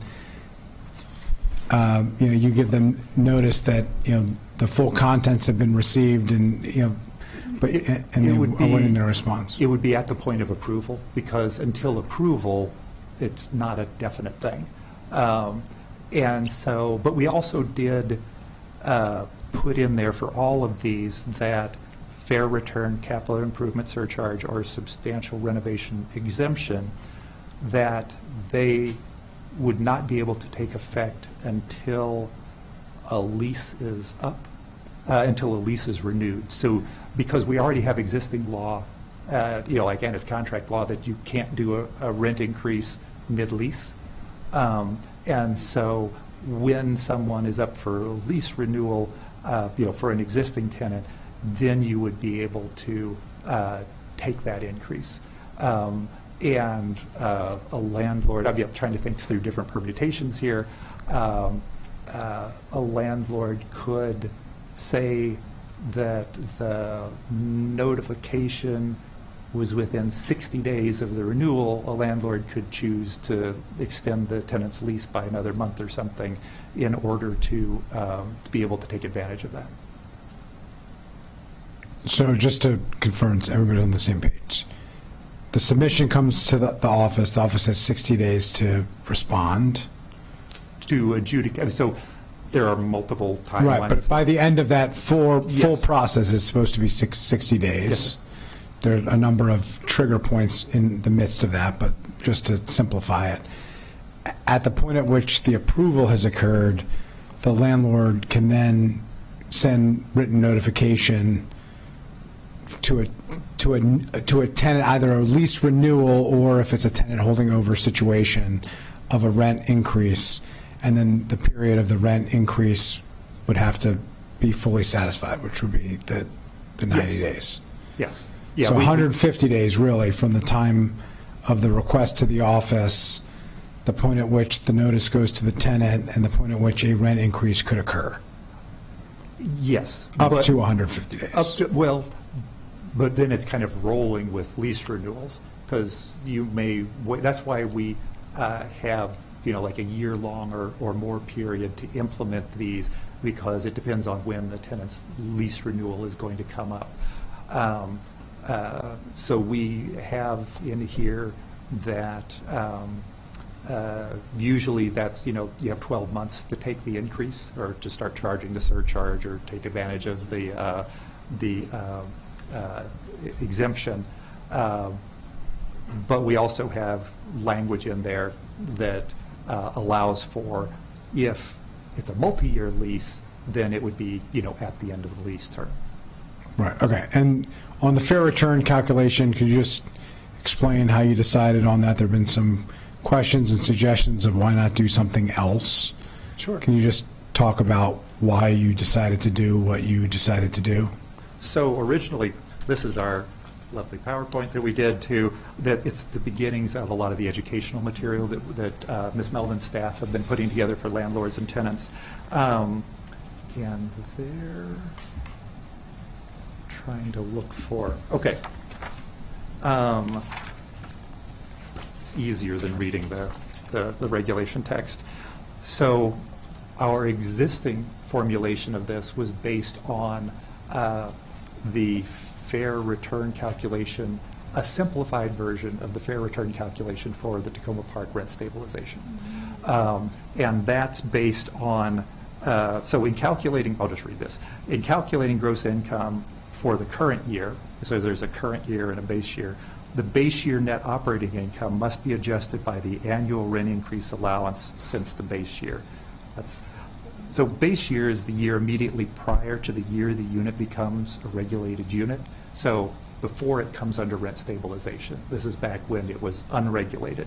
And the net operating income is the rental housing's gross income minus operating expenses for the applicable period between the base year and the current year. So we had recommendations from the industry advocates to have an or. You could either do that, or you could do a standard thing. And we ended up opting for their language for the or, in that instead of actual operating expenses to be offset by the fair return increase, you can also base it off of returns on investment equal to real estate investment risk premium of 3% plus the annual yield on a 10-year treasury note, with the gross cost basis being the assessed value of the property as of July 1st, 2023, increased annually by the CPU.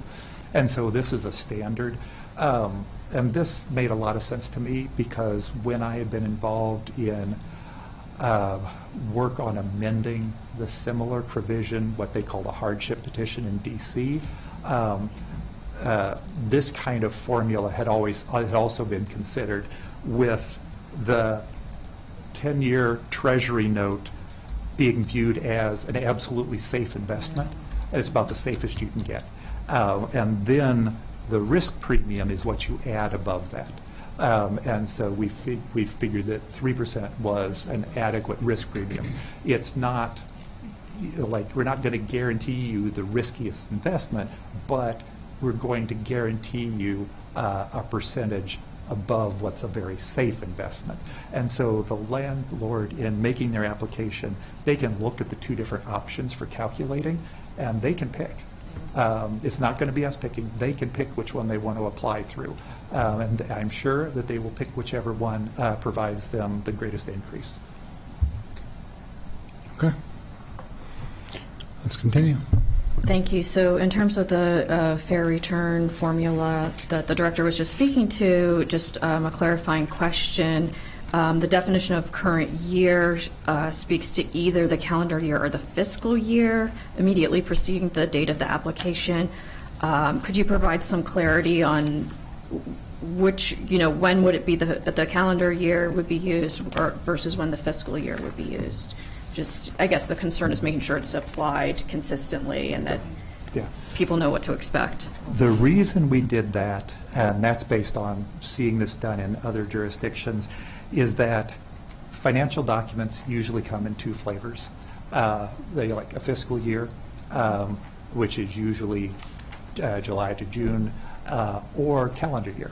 And so, for example, that would be the IRS, because your tax returns are going to be your calendar year. A lot of people are going by the fiscal year. And so we allow both, because if we said just one, that would exclude the other. And so we're allowing that flexibility. And I will say that, I'll just leave it at that. So it's the option of the applicant. Well, it depends on the evidence we're requesting. Because some things may be like, what do you call it? Their audited financial statements will be on their fiscal year, and their IRS, returns will be based on the calendar year. And so we're reflecting. And their property tax bill is based on the July 1st year. Yeah.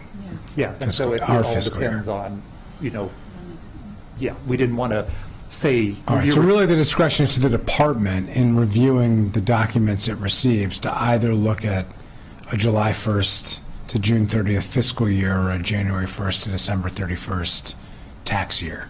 Yeah, so we'll accept whatever is the standard way for, doing these kinds of things. Does that satisfy our council attorney?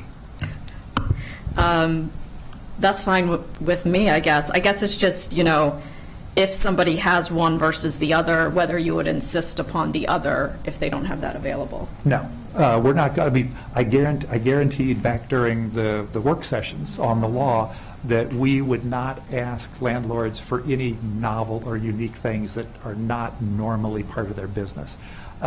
So like audited financial statements, tax returns, these are things that they're normally producing. Or, like we also ask for, like invoices and receipts and things like that. But, for those kinds of things, like say it's a receipt, we want to actually see it itemized and, not just, Bob's Supply, $10,000. Just standard business practice stuff that would meet with, like an auditor's approval. Ms. Rollins? Thank you for the clarification. Okay, if Ms. Rollins is good, then I think the committee is okay. Let's continue.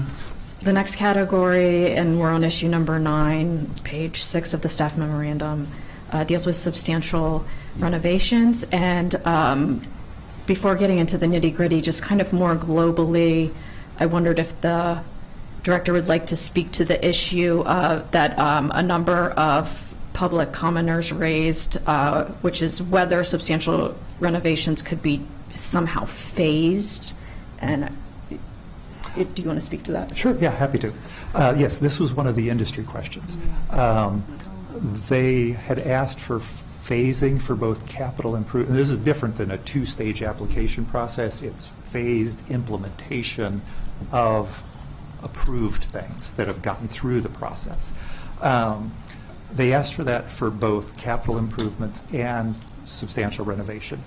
We did put it in for capital improvements because you can do, say, I'll give an example. Say you have a 500-unit building and you file a proposal for capital improvements on 250 of those. And we approve what you're doing, that you're going to do these specific things. If you want to break it up, it's probably easier to say if you have several buildings at a garden apartment and you want to do one building at a time. We've set it up so if you get the approval, the first stage approval saying all of this stuff meets legal and regulatory requirements, and then they want to go through and do one building at a time for the capital improvements, they can file the second stage application for, yes, we did what we said we're going to do, one building at a time, and start the surcharges on those units as they go. We did not implement that for substantial renovation. The difference is that with capital improvement, you're getting the surcharge back for the amount of money you spent. Substantial renovation, the requirement of the law is you have to expend 40% of the value of the building. And so if we were to take the same example of the several building garden apartments, and you passed your first stage of your application, and we said, yes, all of this stuff looks okay, and the total dollar amount you've said, that's more than 40% of the assessed value of the property. If we were to allow you to do a phased implementation, you would then be able to, if you, say you had 10 buildings, and you did one, and we gave you the exemption for the units in that building. You did two, and we gave you the exemption for the units in that building. But then, I'll use lawyer terminology, force majeure, or the market changed, or they changed their mind, and they didn't do the other 7 or 8. Then they wouldn't have spent 40% of the value of the property. And so, therefore, we would be in the position of having to claw back those exemptions. And that would involve suing people. That would involve finding all the tenants who paid the exempt rent versus the rent stabilized rent, trying to make them whole. And it would be an absolute nightmare. And I appreciate why they're asking. I appreciate why it's similar to the capital improvement. But it's, wouldn't the flip side also be true? I mean, it's not a bad thing for a landlord to want to invest significant amounts of money in their property, right? This is something that we should be encouraging and we'd like to see.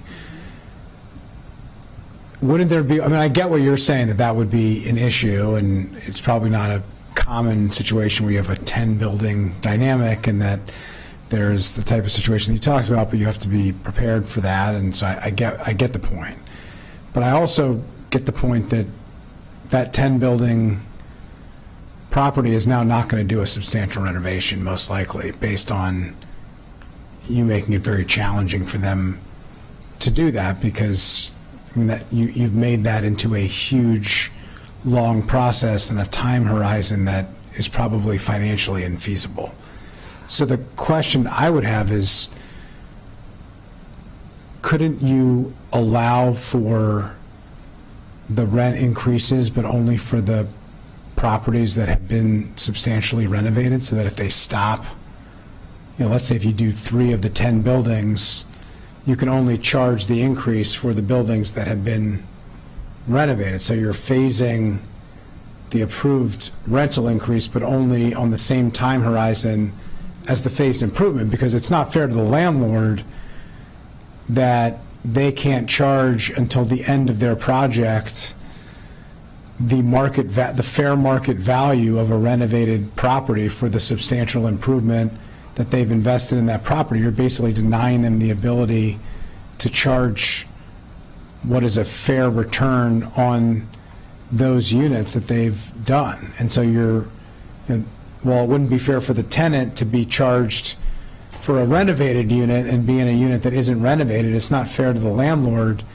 to not be able to charge the value of the renovated unit just because there are 7 more buildings to finish and you're not allowing them to do that. I'm not following why you couldn't phase it in a way that protects against the issue that you're talking about without stopping everything.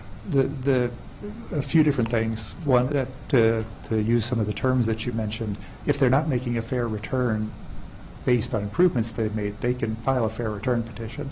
They can also choose, if they want to do it incrementally, to do capital improvement, because most renovations they would do in a substantial renovation would be eligible for, pretty much all would be eligible for capital improvement surcharge. Can they do both? Can they apply for capital improvement and then once they finish all their capital improvements, retroactively apply for substantial renovation? I wouldn't, well, you can answer the question. I won't say what I think.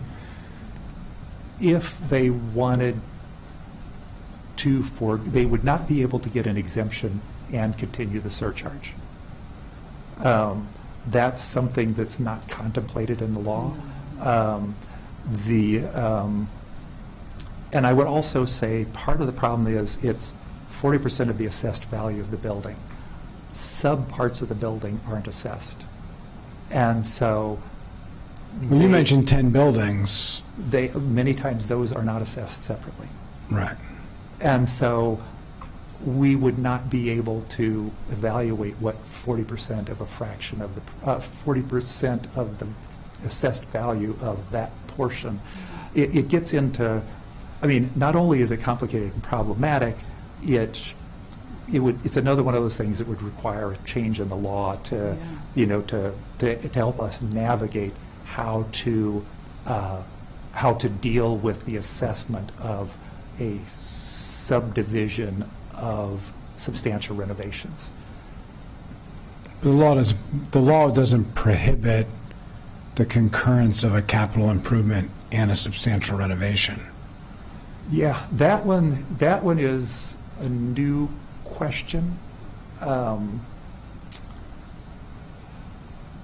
That one, I mean, it's a legitimate question that they're asking to say, Yeah, I mean- what incentive would a property owner have of investing in the property if they can't get their fair return, and they have to make a choice of petitioning for a fair return or a capital improvement, or going for a substantial renovation exemption, and there could be a significant time window there as well. I mean, that's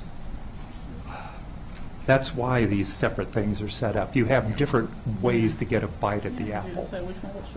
And so a landlord would choose which one would fit best with their property and their redevelopment plans.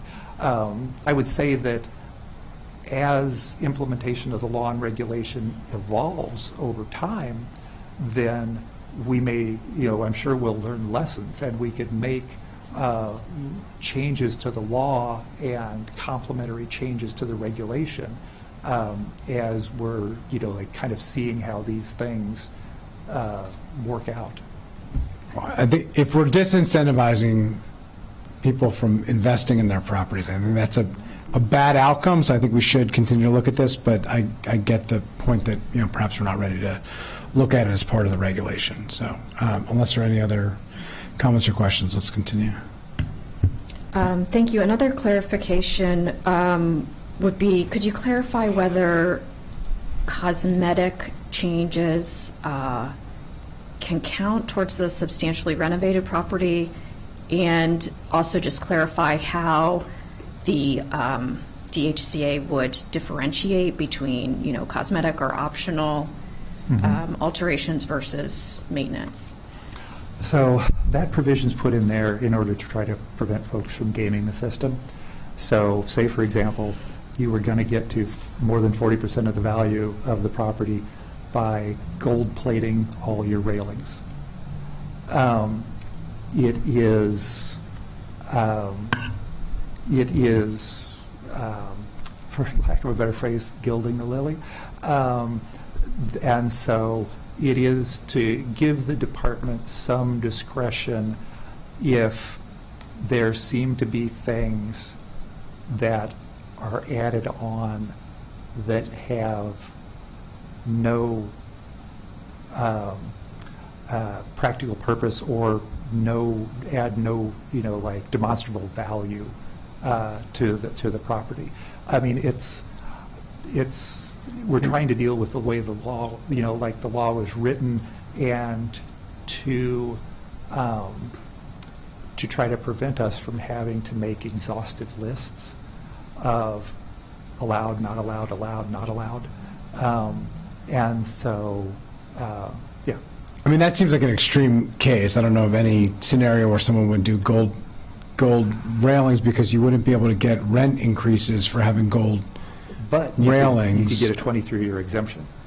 No, I understand, but renters are not going to move into a building that is not substantially renovated and has crappy surroundings with a gold railing. I'm not sure that would be a particularly enticing thing for the marketplace. I think the question here is, you can spend a lot of money to enhance a property that doesn't make significant capital improvements necessarily, right? Just like you can spend a lot of money that offers nothing, right? So the capital improvements issue is the HVAC system probably yields you exactly $0 additional dollars in rent, because most renters don't walk in and ask to see how old is your HVAC system.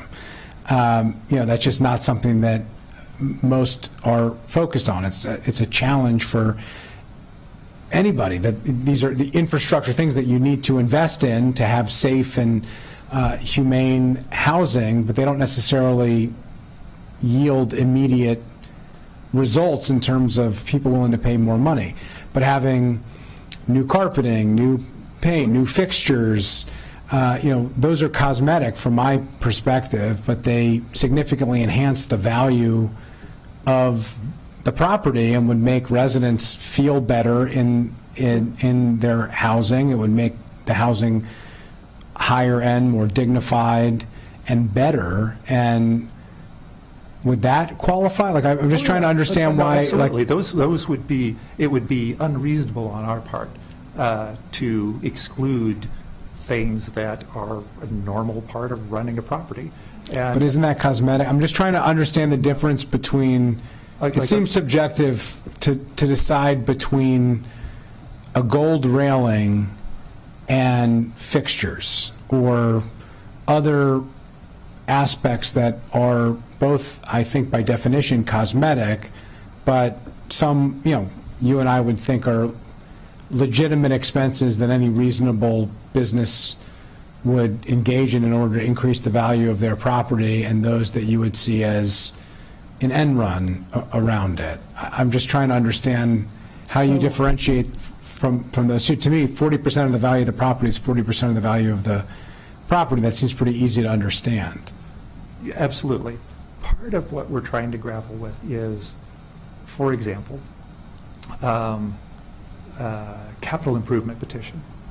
We can look to establish standards like IRS guidelines for capital improvements, depreciable items that like have a life longer than a certain period of time. For a substantial renovation, we don't have that same kind of guidance. So I'll go further with the capital improvement example. The industry folks suggested that why don't we explicitly state IRS regulations and guidelines. But we were informed by OCA that would have needed to be included in the law. But OCA said that we can make the IRS material as the guidelines we use for our standard operating procedure, so that we and the landlords have a common understanding, which is established by the government.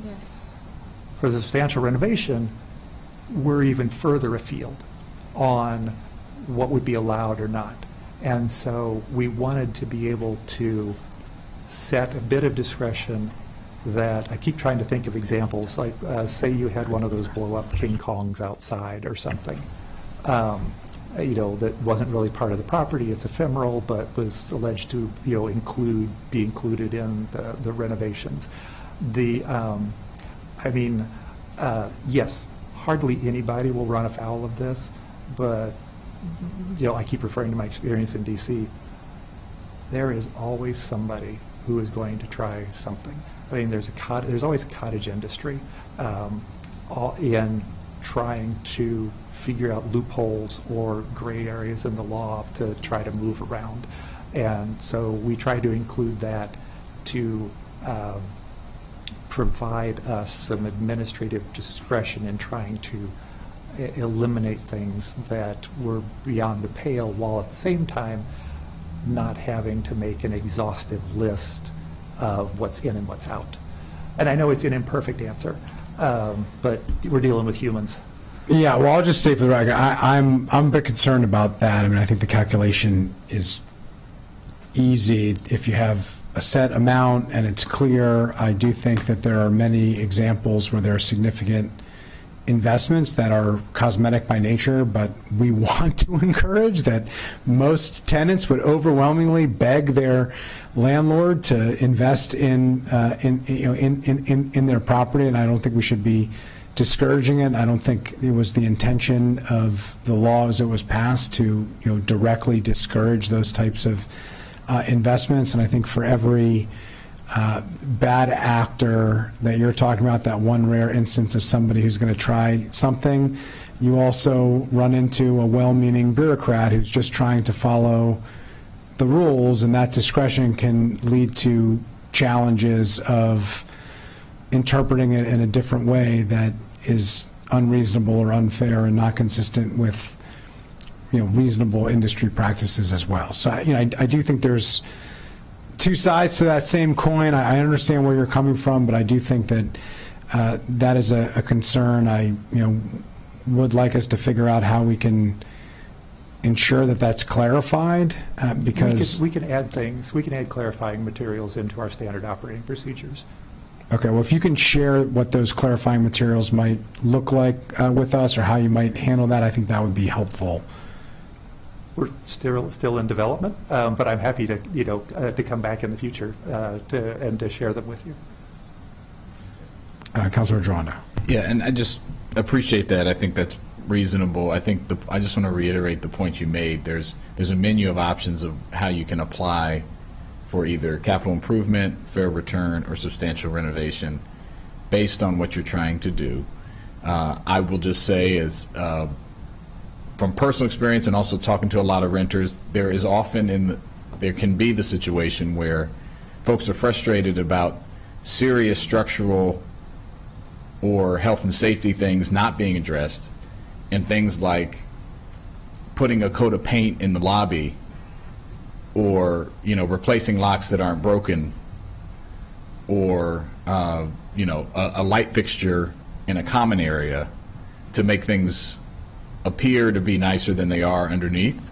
That's a common thing from renters to say. And so, again, all not bad in and of themselves, but if you're talking about the application for a substantial renovation, which is what we're talking in the context here, that those things shouldn't add up to, in my view. I think you should have some discretion to say, is this, again, you use the very extreme example of gold-plated, which I think is very unlikely, unless you're at Trump Tower or something, but I think, so I do think this is going to be iterative. I think the law lays out these three processes. We, of course, want to encourage investment, but we also want to make sure the most important things are being invested in, and that there's not gaming of the system to forego to get an exemption when you're not addressing some of the more substantive things. So, but agree with the request. I think you should come back and do what Councilman Friedson said, but just want to provide that. Yeah, I appreciate that. And I'll just note what you're talking about, which admittedly is an issue and a challenge. The whole purpose of that happening is that it's not coming anywhere close, I promise you, to 40% of the value of the property. The reason why in those cases, I think we all would agree it's being done, is to not have to shell out the dollars that would be required to actually do the work that is needed to provide the type of housing that all of us would expect and that the county, frankly, requires. But it's a fair point. I just wanted to clarify. I was not suggesting that either. Once you get to the point where you're talking about 40% of the value of the property, these are major investments, but sometimes major investments are cosmetic. I mean, people can do quite a bit of work to their homes, and that work can be substantial investments, and not all of it is necessarily structural, what we would traditionally consider to be a capital improvement. So I think it's important that we clarify that. So that would be helpful. Okay, let's continue. Just a clarification, still on the topic of substantial renovations, and I might have missed this. I didn't see that there was a requirement for the landlord to notify the tenant when a substantial renovation application is granted, so I wanted to clarify if that's going to be required. No, Okay. We don't require it. That said, the tenant will have already been informed at the point of application, at the point of approval of the first phase of the application, and they will be, when it finally does, the exemption gets implemented, it will be a building-wide rolling thing based on when their lease is up, and so they'll be getting a 90-day notice. So the tenants, we built in the at lease renewal or new lease so that tenants would be able to make the choice. Do I want to stay here, or do I need to move because the increase is so great? And also, all of these, the exemption and the capital improvement surcharge, those will be noted in the rental housing portal, so people will have access to the rental housing portal to be able to look that up as well.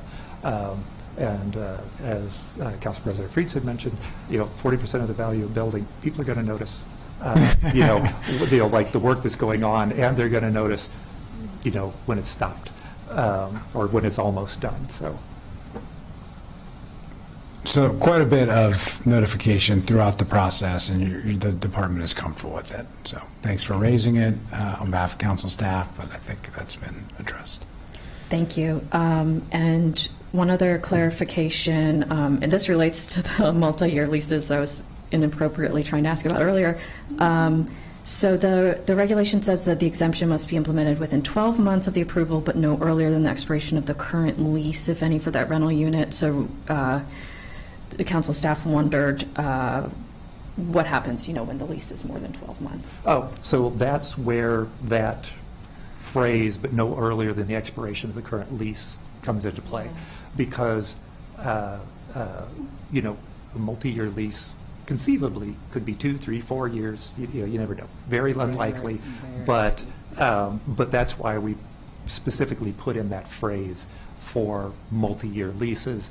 That like if it wasn't done at the end of the 12-month like period for rent increases, that it would be done no earlier than the expiration. But presumably, if there's 18 months left in a 2-year lease, for instance, then it would have to wait until the expiration of the initial lease term, or the lease term itself. Yeah. Okay. Does that satisfy? Yes, okay, yes, great. thank you very much. The next topic for the committee's consideration is the issue of fees, and I know that Director Bruton already spoke at the beginning of this discussion about the extensive research that DHCA did regarding fees, but I don't know if there are any additional questions or comments about that. I'll just note on this, this is an area that you could come back, you could amend the regulations if there are issues with the fees. It would have to go to the register and come back before the council, because that could be substantial changes. But fees are things that change. In terms of the thing, like there are going to be fees down the road today, even in a couple of years, that we don't even know exist right now, or that are not going to be common right now, that could be common. So in particular, fees are something that I think the department needs to be aware of, and that determination of whether they're opt-in fees or not, that's a major question, and that changes too. Cars come to mind. We're working hard to try to reduce reliance on single occupancy vehicles here.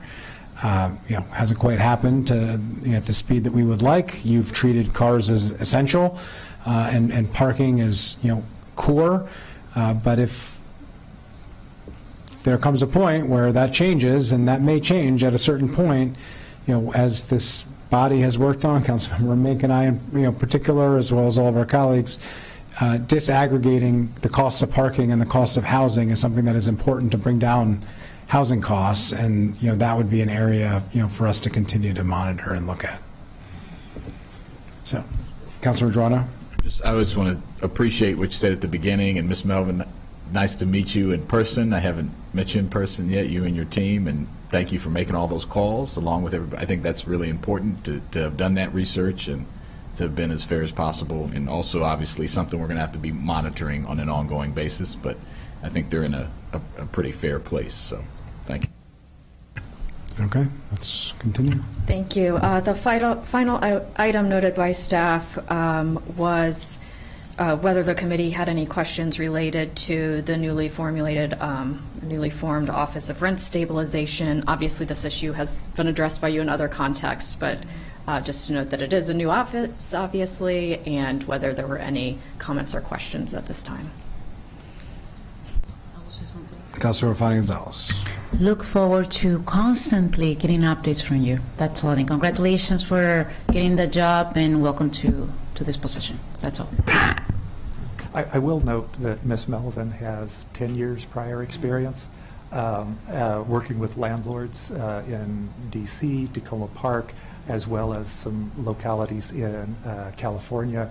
And so she has a lot of experience helping landlords, educate landlords about these kinds of processes in multiple different jurisdictions that have different rules. And so really we were very fortunate, and she's really the ideal candidate, or for to have taken this job. Thank you for your hard work. I really do appreciate it. We will reserve the right to ask a lot of questions on the Office of Rent Stabilization, but we won't do so now. earlier, and we talked about this, Director Bruton, and when you and I spoke about reporting, I think reporting would be helpful. There's been a question and a concern about deadlines. You know, you talked about your deadlines. We didn't talk about what happens if the office doesn't meet its prescribed deadlines. Can you just talk briefly about that, and then can we talk about what could be included in the reporting and whether or not that should be included in the regs? Sure. We are going to be, so back to the deadlines. The industry had requested that the deadline should have automatic approval provisions. We evaluated this. We looked at it from two angles. One, what were other similar departments dealing with housing? What were their deadlines like in the law and regulations? And what we found, we looked at Department of Permitting Services and planning. And what we found was that the vast majority of their deadlines were the same as what we have. They had target dates that they track, but there was not an automatic approval to them. There are exceptions. There are a couple of instances where there is a state-mandated, this is on the planning side, I think, on state-mandated automatic approval deadlines that are noted, just referenced in our law or regulations that we have to comply with. And also, as Council President Fried's reminded me, there was the council recently made a change to a certain type of zoning change application, which it's not my area of expertise, so pardon me if I'm mischaracterizing it, where there is an automatic approval deadline. And so what we determined is that the majority of precedent is that these are the type of deadlines that the county usually uses. That said, the second angle we looked at these is what would be the consequences if we did allow automatic approval deadlines. And just for reference, these are for fair return, capital improvement, and substantial renovation. For fair return, because it's different than the other two, for fair return, if we were to allow an automatic approval deadline, the danger of that is that either through chance, because sometimes lots of applications come in at the same time, or by collusion, because folks are smart and they recognize these things, that if there's a lot of work, I have a better chance of getting my thing automatically approved. That if we weren't able to adjudicate the fair return petition or application within the particular time, it would automatically go into effect. And as I mentioned earlier, sometimes an applicant will have made an error in math, or sometimes applicants will try to be sneaky and say that there's more than the math would normally allow. And sometimes it's just a misunderstanding about what's allowed and not. And so therefore, either of those circumstances, we could be in a situation where a fair return application would be approved, say for 100, 200, 300% rent increase, and because of the automatic approval guarantee, there's no way we could roll that back if we adjudicated the application and found out they were already making the profit they're allowed, or that the increase would only be allowed to be 10% or 20%. And so that's kind of irreparable harm that we would have no means to deal with because of the automatic approval. For capital improvement and substantial renovation, because we created the two-stage application process, if we were not to meet the first stage, kind of like this meets the law requirements if you do this, if we were to not meet the deadline, then it would be automatically approved. Mm-hmm. And even if they didn't do all or part of the work, they would get the surcharge or the exemption. Right. And there's no way we could claw it back. And so I appreciate the desire to have deadlines that you can count on, but the result, if we were to allow that, could be, like irreparable harm to folks and unjustifiable benefit, like if there were problems with the application or the work was not completed. Back to to how will you track us? How will people hold us accountable for meeting these timelines that we've set? I mentioned previously here today that we will do quarterly reports to the council, council and the PHP committee, and also county executive, and that we will include in that a list of all the petitions or applications that have come in and where they are in the process and whether we met the timelines or not. And in addition to that, so you're able to track us more regularly, and so that I can hold Ms. Melvin's folks to account. She'll be, like I mentioned earlier, she'll be tracking these in a spreadsheet until we get it integrated into the rental housing portal. I'm happy turning over the spreadsheet on a monthly basis like we do with our with our pipeline tracking report that you all receive. So that way you'll be able to see all the ones that we have, where they are in the process, and we'll have the dates so that so we'll list, for the columns, we'll list what phase they are in the process.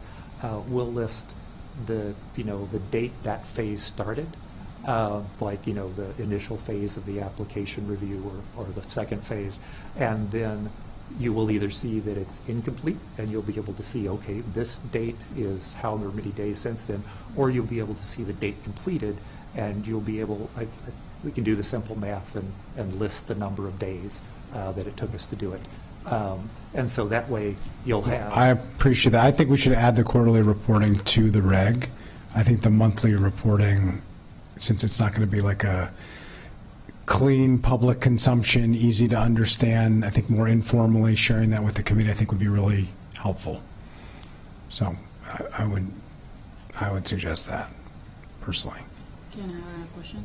Please, Councilmember Fernandez Gonzalez. Would that cause a delay on moving this forward? Because putting it on the regulation, it's not a substantial change. It doesn't impact tenants or landlords. It wouldn't have to be Can you confirm that, submitted. please? My understanding is that we would not have to be re-advertised because it would be within the original scope of the advertised regulations, and because it does not, substantially affect any third-party rights. It's really an internal practice. However, with that said, the executive would need to issue an amended regulation. Oh, no. So I can't, obviously we can't control that timeline. Mr. Bruton can, would have more insights on how quickly they can turn it around. That will be a problem. How long would it take you to submit an amendment? Amendments to regs happen all the time that don't have substantial changes. How long would it take you to submit a reporting change? We'd have to write it up. That would take a few sentences. I could come up with that fairly quickly. We'd have to send it over to the Office of the County Attorney. They'd have to verify legal sufficiency, and then they have a paralegal. They have one paralegal who's assigned to do all the formatting, all the fancy bracket and underline and everything. And she would have to turn that around. We would have to get a memo prepared, submit it to the county executive, and then the county executive's folks would submit it to you. I think is that accurate? That's the process that we would have to engage. All right. Well, I'm happy to. We'll take this up at the full council anyway. I would suggest you work on that. I think you can get it done even before it comes to the full council, and it would not be very difficult to do. But we don't have to hold it up as part of this meeting. So 2 things. Number one, we're done, right? We're done today on this as a committee, right? I'm asking for confirmation. That's up to the committee. Well, we looked through the entire packet and we're done.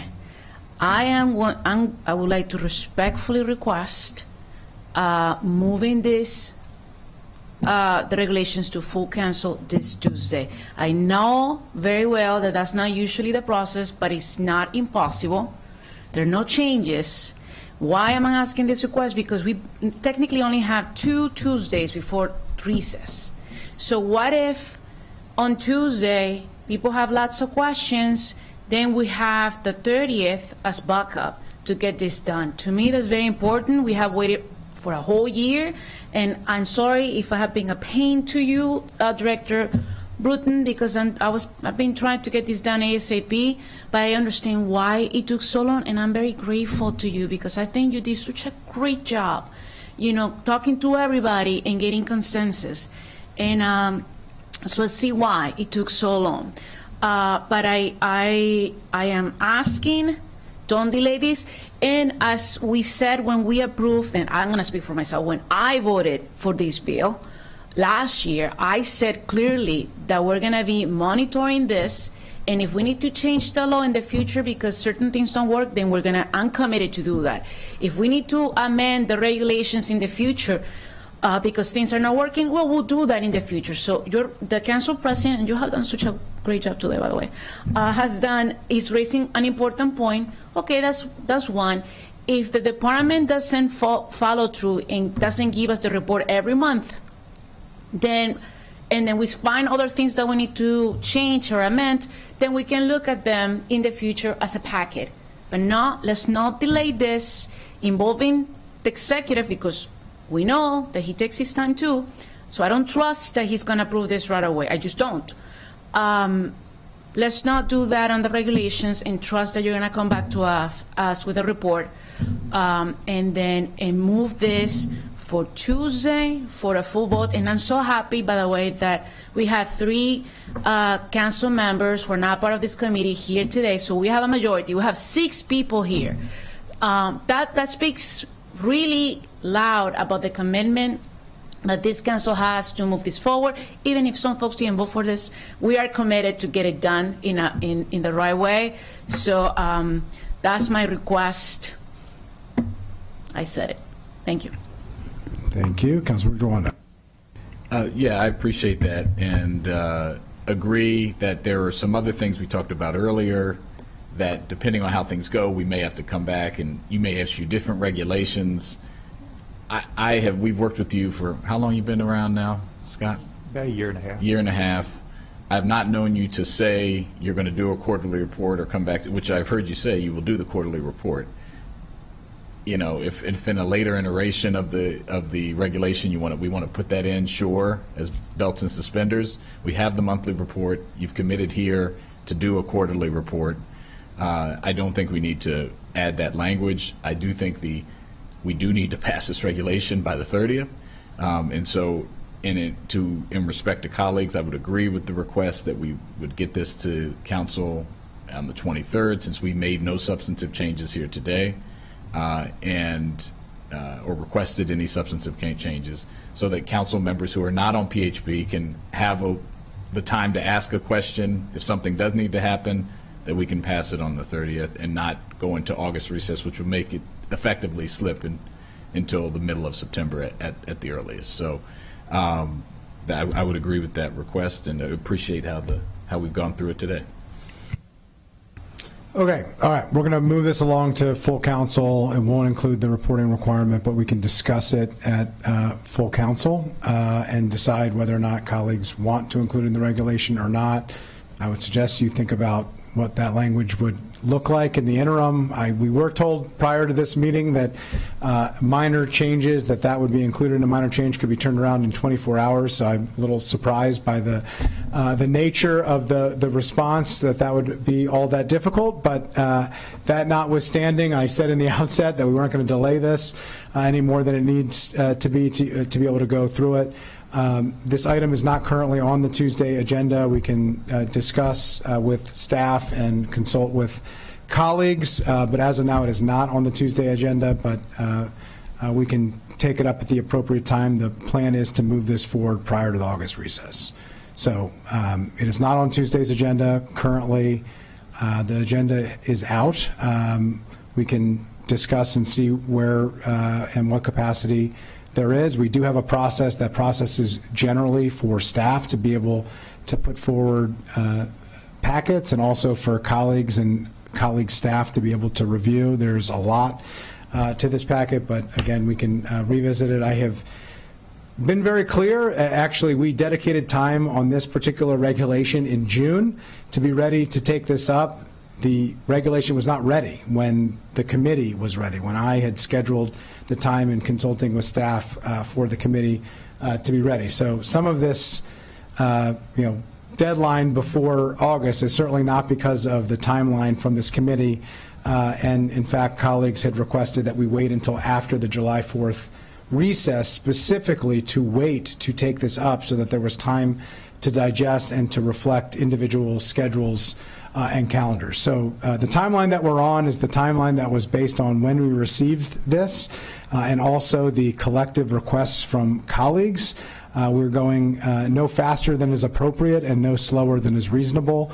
And the plan is for us to move forward before the August recess. So with that, I think we are through this. We'll forward it along to the full council to take this up and to address any additional issues if there are any. And I think we can move forward. Thank you. So committee recommendation, approval Yes. of the regulations as is.